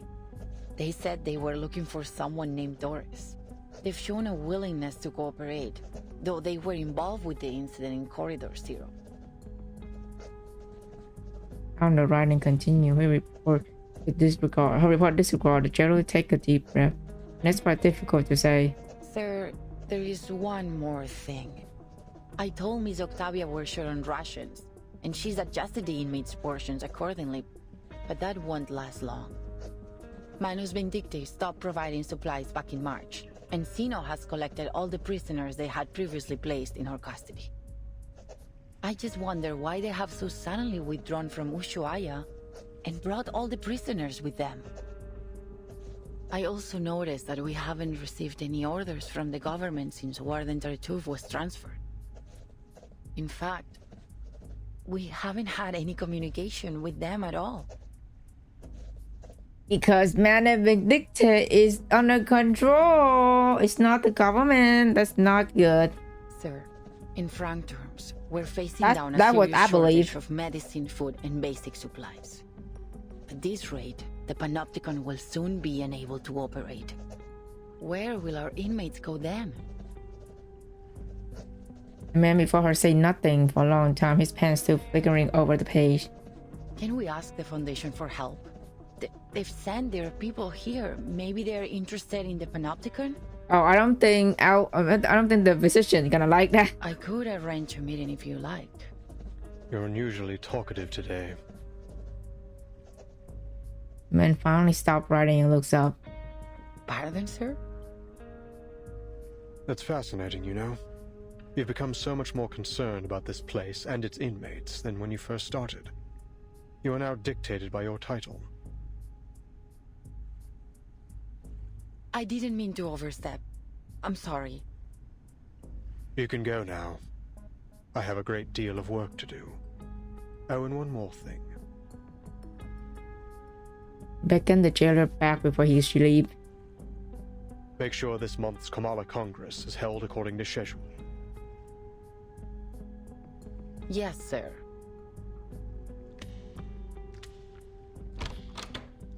Jack will disappear beyond the door. Metallic footsteps fading into distance. Only then does the physician allow his suppressed frustration to surface. How many times have I warned you about this? The Idealist has to go. He's nothing but trouble for us. You're too soft on him, Aleph. Look at the mess he has us in now. What are you talking to, man? Is he have a multiple personality? Calm down. He's a rabble-rousing thief, a self-destructive maniac, a snake in the grass.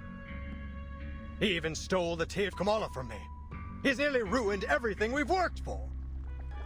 Yu is talking to himself right now. The man angrily raised the once lost and now found die. In the dim room, it flickers with comforting glow. It's only a die, Merlin. It does nothing more than a die can do. You were there today. You saw what he did. He managed to change the Panopticon with this die, even if only for a second. He'll ruin my work, Aleph. He's a slave to his passion. His head is filled with impulsive thoughts. I don't trust him. We can't trust him. I've done everything you've asked. Now it's time to do your part. Aleph responded with indifference to the physician's frustration, continuing his writing without pause. Time's ticking down. I can't afford any further mistakes. No one can be permitted to stop my experiment in the Panopticon. I'll prove it to them that we have found the path to the ultimate answer. Bro is literally talking to himself. Like he have multiple personality or some shit.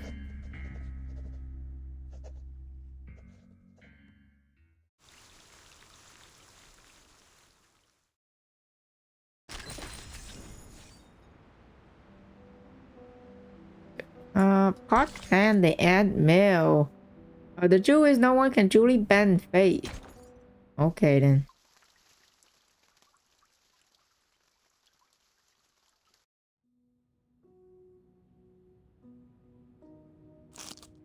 La cabaña con el techo azul estaba silenciosa como siempre.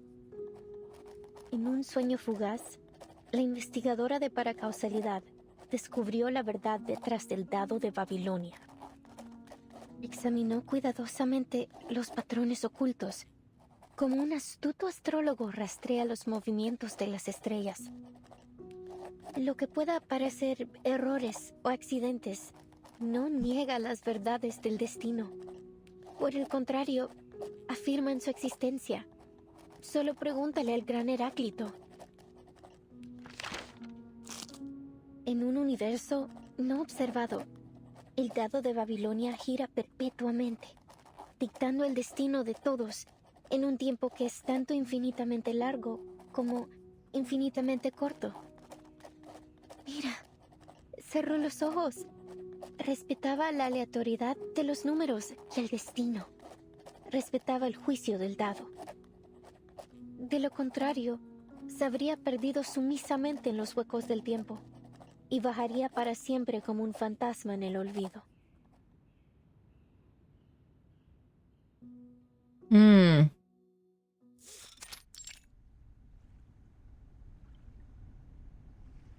In the solemn prison hall, another half-light of the next day, the prisoner of Kamala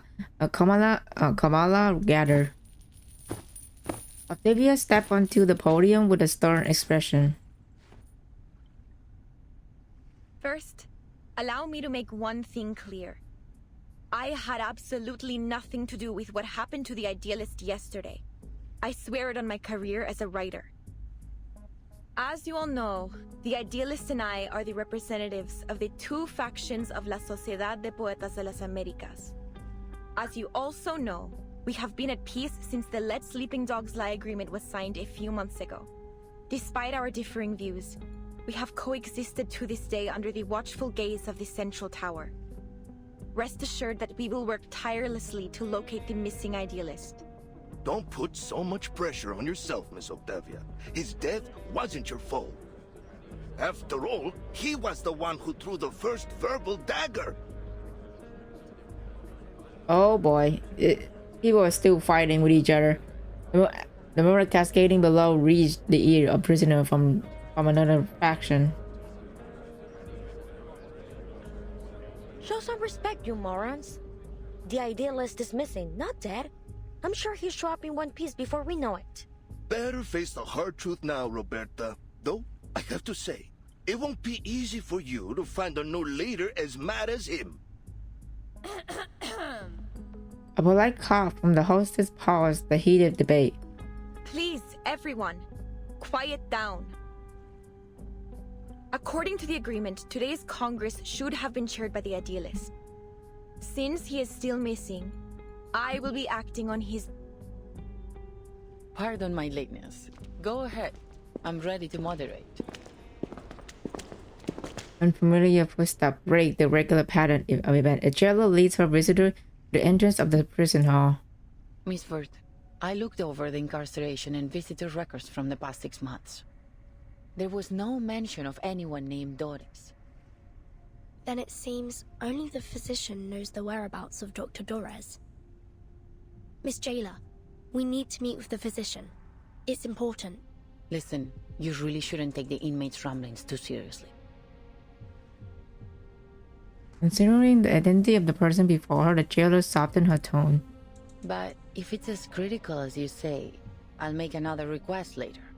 That said, I'm afraid the meeting won't happen for at least a few days. Understood. For now, please join us for today's Congress. Okay. Espectacular! Do you hold literary salons like this every day? This place is practically a writer's paradise. So, you're the host of the salon, Octavia? I say we set aside our differences and have a titillating literary discussion. You've come at the right time. You may serve as witnesses for the Congress alongside the jailer, like a citizen's jury in a court. Your suggestion aligns with the congressional rules. Very well. Huh? Congress? Witnesses? Isn't this a salon? Which topic are we discussing? Literary theories? Schools? Principles? Languages? Oh, narrative perspectives? None of those. Sylvia lowered her head, giving her questioner a long, deep look. This Congress is about the randomness of fate, Miss Recoleta. Randomness of fate? As she sank into confusion and bewilderment, the jailer voice rising in triumphant introduction. Dear visitors from the Foundation, allow me to introduce the Comala Congress. What happened yesterday was merely a brief anomaly. In the Panopticon, spontaneous order among the inmates is the norm, and the Comala Congress serves as its truest reflection. Spontaneous order?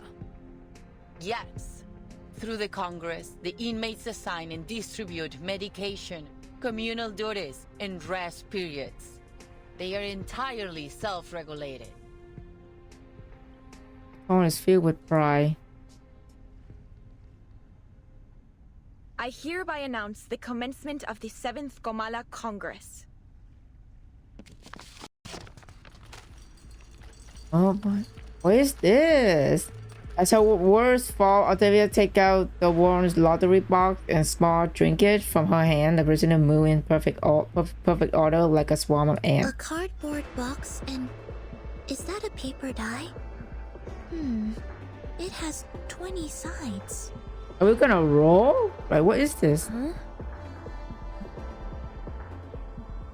We carefully examine hidden patterns, much like an astute astrologer tracks the movements of the stars. Isn't this... From somewhere in the audience, the girl consciously mumbles a revelation. Isn't this just like the Die of Babylon? The MacGuffin that weaves through the entire plot? The infinite symbiote of fate? And the symbol that compresses time into a shriveled circle? So it's just like what she wrote earlier in her journal. What may seem like errors or accidents doesn't negate the verities of destiny. On the contrary, they affirm its very existence. Just ask the great Heraclito. In an unobserved universe, the die spins in perpetuity. Dictating the fate of all in time that is both infinitely long and infinitely short? Look, I've closed my eyes. I respect the randomness of numbers and destiny. Oh my god, I respect the die's judgment. It literally just happened in her journal. As the prisoner recites the announcement, the author's voice becomes more and more sluggish. Otherwise, we will acquiesce and lose ourselves in the gaps of time and wander forever as ghosts in oblivion. Damn. I don't understand what's going on. Oh, but the irony that I probably have more idea what's going on than anyone here. Miss Recoleta, this is all in your novel, isn't it? Yeah, so it's literally happened just like what she wrote. I'm afraid so. The recitations, the references to an astrologer and Heraclito. They couldn't possibly be just a coincidence. Then, could it be? Will they look to the die to dictate their fate? The girl's audible shock does not affect the proceeding on stage. The Congress continue. I shall perform the first roll. Its result will determine the subsequent roll order for this Congress. Moses tossed the 20-sized die into the cardboard box and began shaking it rhythmically. The result is 5. This check complies with the prerequisite conditions of the ruling of the die, and the standard roll order has been established. Inmate Jose, please come forth. You are the first in the initiative order. Therefore, fate's judgment shall fall upon you before all else. Me? Okay. Prisoner stepped forward, taking the fragile box in his hand and shaking it to roll the die and observe fates inside. That stopped, and just like that, a simple number decided his fate. 17! It's 17! Ah, what a wonderful number! 17! Like an oasis in an endless desert. The result is 17, and the score combination 6 + 4 + 4 + 3. According to the ruling of the die, he shall receive 60 risperidone tablets, 40 clozapine tablets, and 40 diazepam tablets. Additionally, he will assume the role of cultural manager of the Comala Congress. Before he takes office, inmate Jose must clean the first restroom for the next 7 days. Wonderful! I'll gladly clean the toilet. I've got the brooms here, the toilet detergent, and the toilet brush too. Bro, just like, you know what? I'm willing to take the role and just do the chore. I have been waiting for this opportunity. As cultural manager, I will speak with every inmate and complete the Comala memoir, finally capturing the moments when literary sparks ignite and explode. Next is inmate Eduardo. Please come forth. Man in question is a nervous mess. His gaze flicker, his eyebrow fight up space on his forehead. His teeth crash against each other in turmoil. But I can't remember the ruling of the die. I can't remember anything. Damn it. Sorry, Senora Octavia, but I don't think I can do this. I didn't get any medication in the last Congress. I've had multiple episodes. It's like my brain's jammed or something. Oh, poor dude. It's all right, inmate Eduardo. It's easy. You don't need to know the rules to roll the die. Give me your hand, I'll help you. Prisoner follows suit, hand trembling, and he shakes his box, the only thing he can do. My sincerest apologies, inmate Eduardo. The die dictates that you must voluntarily descend into the sewers and write the thematic keyword that currently causes you the most anxiety on the walls. Damn. Thank you very much, Miss Octavia. I think my head's about to split in half. I need a moment to rest before I head down there and fulfill my destiny. Touching his head, the prisoner leaves. He steps heavy, his hand empty, but his brow finally falling at ease. Jailer, are you really letting them make every decision with the roll of a die? Eduardo is clearly in a much more dire condition than Jose. The medication should have been given to him. As I said, this is how the inmates of the Panopticon maintain order. The physician periodically provides medication, food, and other necessities, and the inmates distribute them in this spontaneous and efficient manner. Neither authority nor violence is involved in this process. This is what sets Comala apart from all other custodial facilities. Is that it? You abdicate all agency to the roll of a paper die and call it the randomness of fate? What kind of sick joke is this? Yeah, it just... Please calm down, Recoleta.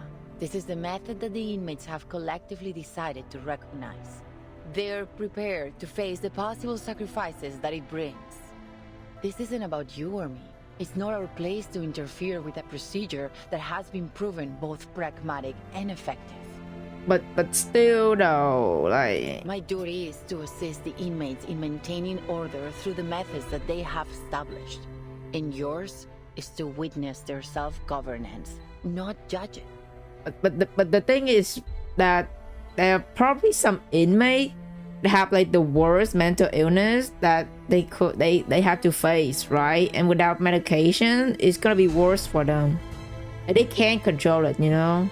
I don't think this is like a good idea to like put your fate onto a fucking die, and then, you know, telling you what you should do.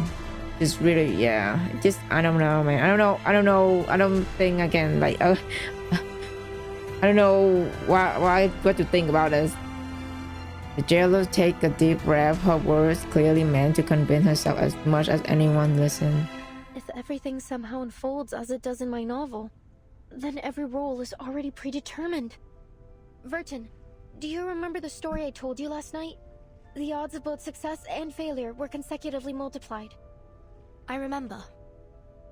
As soon as a character experiences a failure, they continue to suffer failures in an endless chain reaction. None of Eduardo's future dice rolls will ever result in a number higher than 10. At this rate, this system, this sociedad, ruled by the dice of Babylon, is bound to collapse. Oh. She looks around, realizing that her words, weighty as they seem to her, have gotten no attention. Eduardo will never receive any medication. The moment he writes the keyword on the wall could very well be the moment he spells out his own death. No, I can't let this happen. I have to do something. Nicoletta rushed to the stage. Uh-oh. Wait, Miss Recoleta, what are you doing?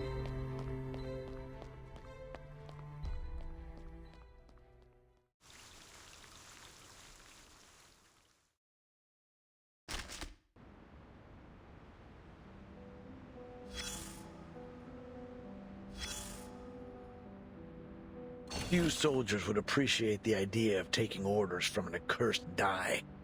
A skilled commander would never rely on luck to make decisions.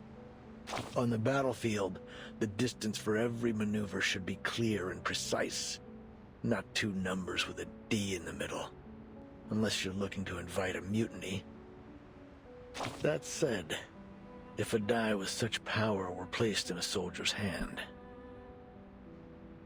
I'm pretty sure they'd roll it and let it decide their destiny.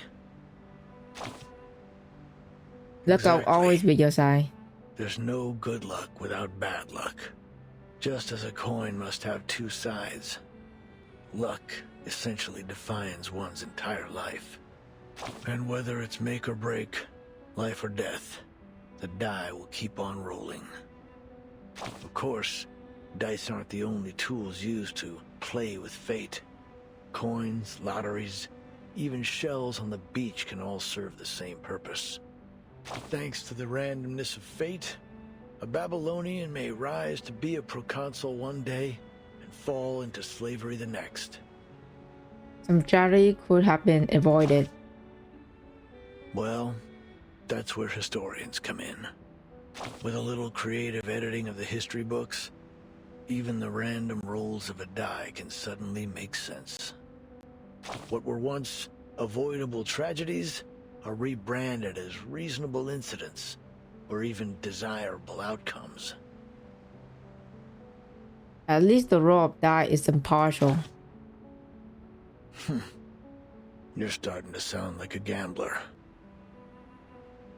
But even gamblers, after hitting a hot streak or a losing spell, start to convince themselves that they've figured out the grand pattern behind games of chance. It isn't just gamblers either.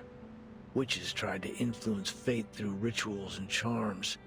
Ancient mathematicians calculated probabilities on paper. Some even wrote books on game theory. Meanwhile, others suspected there were cheaters among them. I just hope these High Rollers unite to confront the demon who holds the laws of the universe. The past, present, and future in its claws, and give it a well done and a slap in the face. You're talking in circle today. Haven't I always? It's just that today, the die rolled a peculiar number. But all things considered, I prefer the other kind of commander. The die is cast. But regardless of what number has been rolled, it's time to cross the river.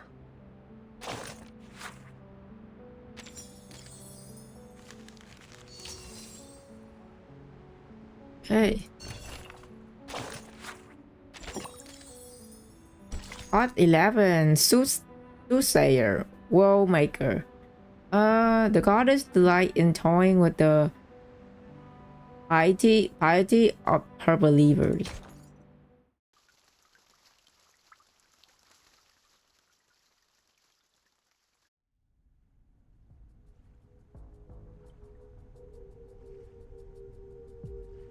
On the stage, Octavia remained the picture of serenity as she orchestrated the Congress. Miss Recoleta, as a witness to the Congress, you have the right to express your doubts calmly. Listen, you... She recalled the complaint of her two former companions, the jailer dismissal, and the confusing expression on every error she has ever faced. If she would lay out every detail of her novel here and now, she would only get the same response. No, it's nothing. It's just that I'd like to participate in the dice rolling ceremony. May I? Of course. The very fact that you're standing here in the Panopticon proves that you share a common fate with it. Oh boy, let's see what the dice did take her. Recoleta surveyed the prisoner waiting to cast their die, the expression of the serene, untroubled, calmly waiting for their fate. The joy and misfortune of those before them do not affect the long-winding queue in the slightest. She took a deep breath. It doesn't matter when I roll the die, since the rolls are simply a reflection of the randomness of fate, right? Precisely. Then I'd like to perform my role after the 27th inmate. Is that all right? As you wish, Miss Recoleta. Okay, we go.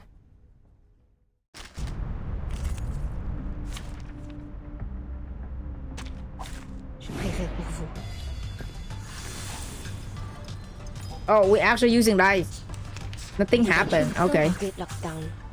By God's grace, nuestro adversario es el tiempo. The enemies of peace shall be stamped out. Now is the time that I shall hit. Mas hay en todos los momentos. Get out of here! Cosmología, filosofía, clase. Nuestro aliado es la verdad.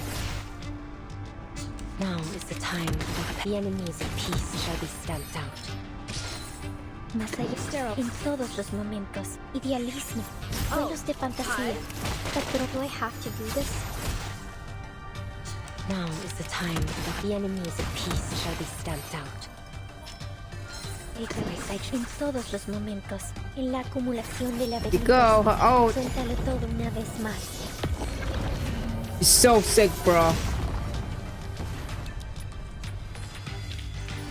Huh? It's already over?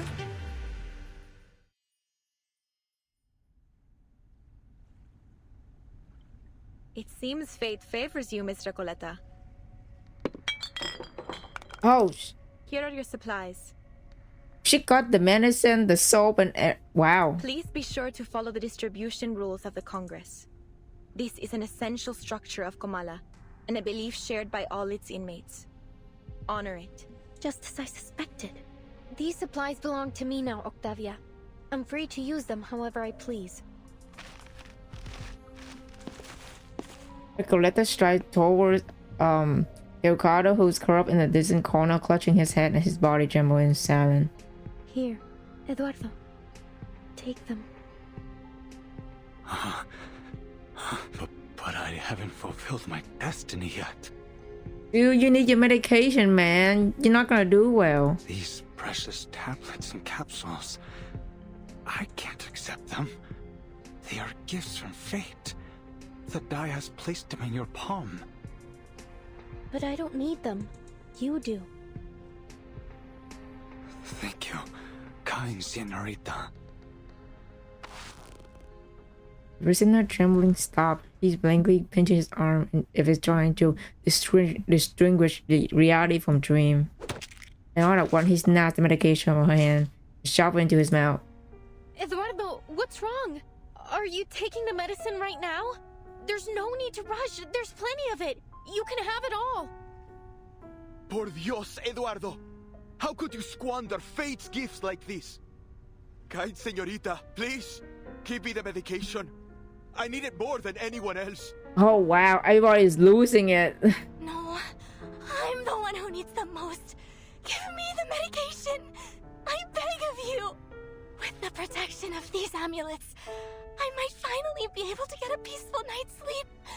No more trembling floors and wailing ghosts. Wow. Prisoner's sharp and struggled countless hand reaching towards the hapless rider, trying to snatch a small amount of pill of salvation. Enough! Enough! The blue glow spread through the room, forcing the prisoner to clutch their head and fall down to their knee. The riders come to a abrupt halt. You shouldn't have done that, Miss Recoleta. Your ignorant generosity could shatter the very basis of our survival. He stepped forward, Eduardo, and now writhing in pain, picking up two stray captures scattered on his feet. He dissolved into a steam of avoiding sand, vanishing as it poured to her finger. Oh no, his medicine! We have never had such chaos at the Congress. Understand this. We rely only on the randomness of fate to distribute supplies and assign responsibilities. If you disrupt the status quo, the entire system of the Panopticon will collapse beyond repair. It is only by respecting the arbitrariness of fate and adhering to the rules of the Die of Babylon that we have kept this place functioning all this time. The Die of Babylon? Tell me, how did you know this name? Are you the one orchestrating this whole thing? Recoleta, equally confused and furious, grabbed the hoster's collar. ¿Podría ser? ¿Eres Aleph? ¿Tal como sospechaba Verdun? Let go of me, Miss Recoleta. Have you gone mad? The roll of the die is absolutely random. I'm not orchestrating anything. Before the Congress began, I made an oath. I intend to keep it. Please, calm down, Miss Recoleta. I think she's telling the truth. Girls just think everyone is out left. Oh my god. She lets go of her grip as reality of the situation dawned on her. Sorry, Octavia, but please, you have to tell me how you learned about the Die of Babylon. I must know. Only my pen pal and I should have any knowledge about this die. I heard about it from the physician. He described it as a symbol of collective consciousness that we could harness to maintain immaculate order in the Panopticon. So, yeah, it is fucking out left. The Comala Congress was coined, iterated, and perfected by the physician based on this concept. The physician again. Everything eventually leads back to him. Just as we suspected. I see. Recoleta casts her eyes over the silent jaguar who has remained wordless from beginning to end, watching it unfold. Jailer, we have to meet with the physician in person. Now. As I've told you many times, Dr. Merlin is too busy at the moment. He's always busy. Hello? Like, can this dude just take a break and talk to us, man? I couldn't possibly trouble him over a novel and a pen pal. They are just fantasies. Couldn't you make an exception? What if they're not just fantasies? What if they're tied to the very survival of this place? Yeah. Miss Recoleta said the Panopticon could collapse because of the Die of Babylon. Are you seriously telling me you believe that nonsense? I mean, it could happen. It wasn't nonsense, nor are they fantasies. You saw with your own eyes how I won the die roll. It was just a coincidence. Oh my god, Jailer. No, it's not. Everything is according to her journal. It's happened. It's literally happened just like her journal. Like what she wrote in there. The Jailer words are at odds with the subtle motion of her eyes and face. The Foundation investigator seized the opportunity to apply pressure. What if we present you with stronger evidence to prove it's more than just a coincidence?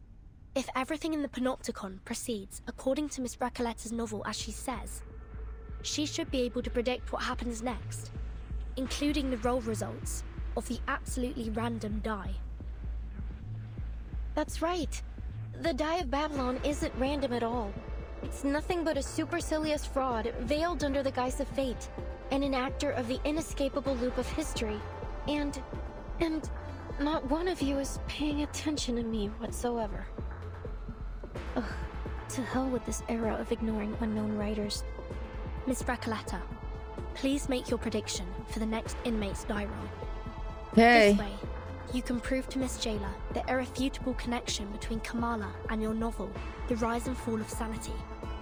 You finally remembered its name! Oh, what sweet balm to my spirit. Miss Octavia, please continue the Congress and let the next inmate perform their role. Then Miss Recoletta's statement will be proven true. Okay, let's see the number. After of the Congress remain non-committal. I appreciate the reminder. No matter the interruption, the Comala Congress must go on. Though not for Miss Recoletta's sake, of course. Next inmate, please. Okay, here we go. Following the die designated order, the next prisoner step forward to roll. Hello, inmate Garcia. You know what to do. Okay, Garcia. Of course. La sexta cara. Un pilar roto. El flujo de la fortuna y la calamidad. The sixth way, a broken pillar, a conflux of fortune and calamity. So the result of the next roll will be a 6. Okay, let's see if he got number 6. And he got number 6! A prophetic position plunges the Hall of New Encounter into breathless silence. As fate reveals, the number is 6. Just as Miss Recoletta predicted. Wow. That could still be a coincidence. Do it again. Oh my god. No, it's not coincidence. Oh god. We have to prove to her. La 13ª cara. 13 phase of bewildering condenser lacking a true beginning or end. La cuarta cara. Number 4 phase, drowning man used the last of his strength to swim safely, only to discover his mistake. Mirror for the surface of the water. Confundido un espejo con la superficie del agua. La 17ª cara. Cojeaba hacia el distante oasis, solo para que la débil humedad y la inquietante quietud revelaran cruelmente que era un espejismo. 17 phase, he limped toward the distant oasis, only for faint moisture and eerie stillness to cruelly reveal its mirage. La sexta cara. Otro pilar roto con grietas idénticas a la última. Confirmó la hipótesis de la investigadora de paracausalidad. The sixth phase. Solía ser un edificio circular. Sixth phase, another broken pillar with identical crack to the last. It's confirmed that para-casualties researcher hypothesis. This place used to be a circular building. Is that enough? I've almost finished the entire chapter. It's not possible. Well, it is. It's literally from what she wrote in her novel. One coincidence after another begins to stir into an uproar. The coincidences appear endless. Who are you? I'm sorry if this comes as a shock to you, but I did warn you, Octavia. Now it's proven. The Die of Babylon is anything but the so-called randomness of fate. Have you been sent here by some god? Or are you a hobby prophet? Have you brought this knowledge to save us? Or to shatter our beliefs? Our world? Question destined never to need an answer. She let her eyes fall into a cardboard box and onto 20 side-eye. The ridiculousness of its nature becomes starkly visible. What is this thing in my hand? What are we? What is this prison?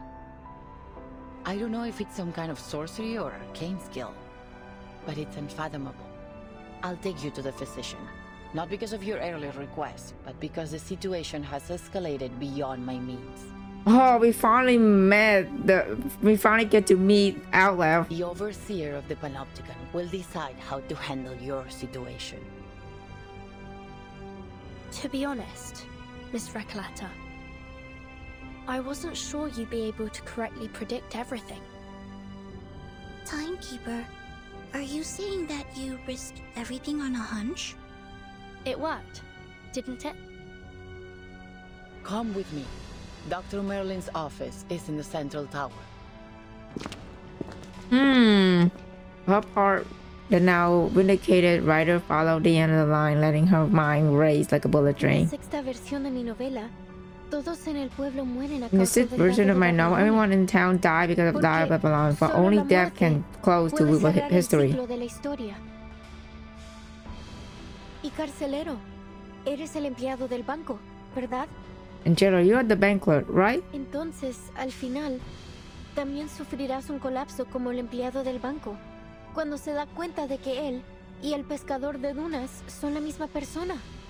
In the end, will you also have a meltdown like the bank clerk does when he realized that he and the dune skater are the same person? If all of this is tied to the rise and fall of sanity, then, as its creator, I will get to the bottom of this.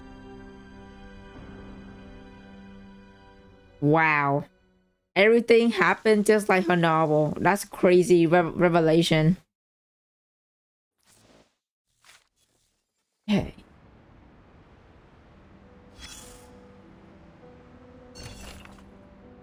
Okay. We have to end. I have to end where we at. We will continue with the chapter next time. But yeah, wow. That's crazy.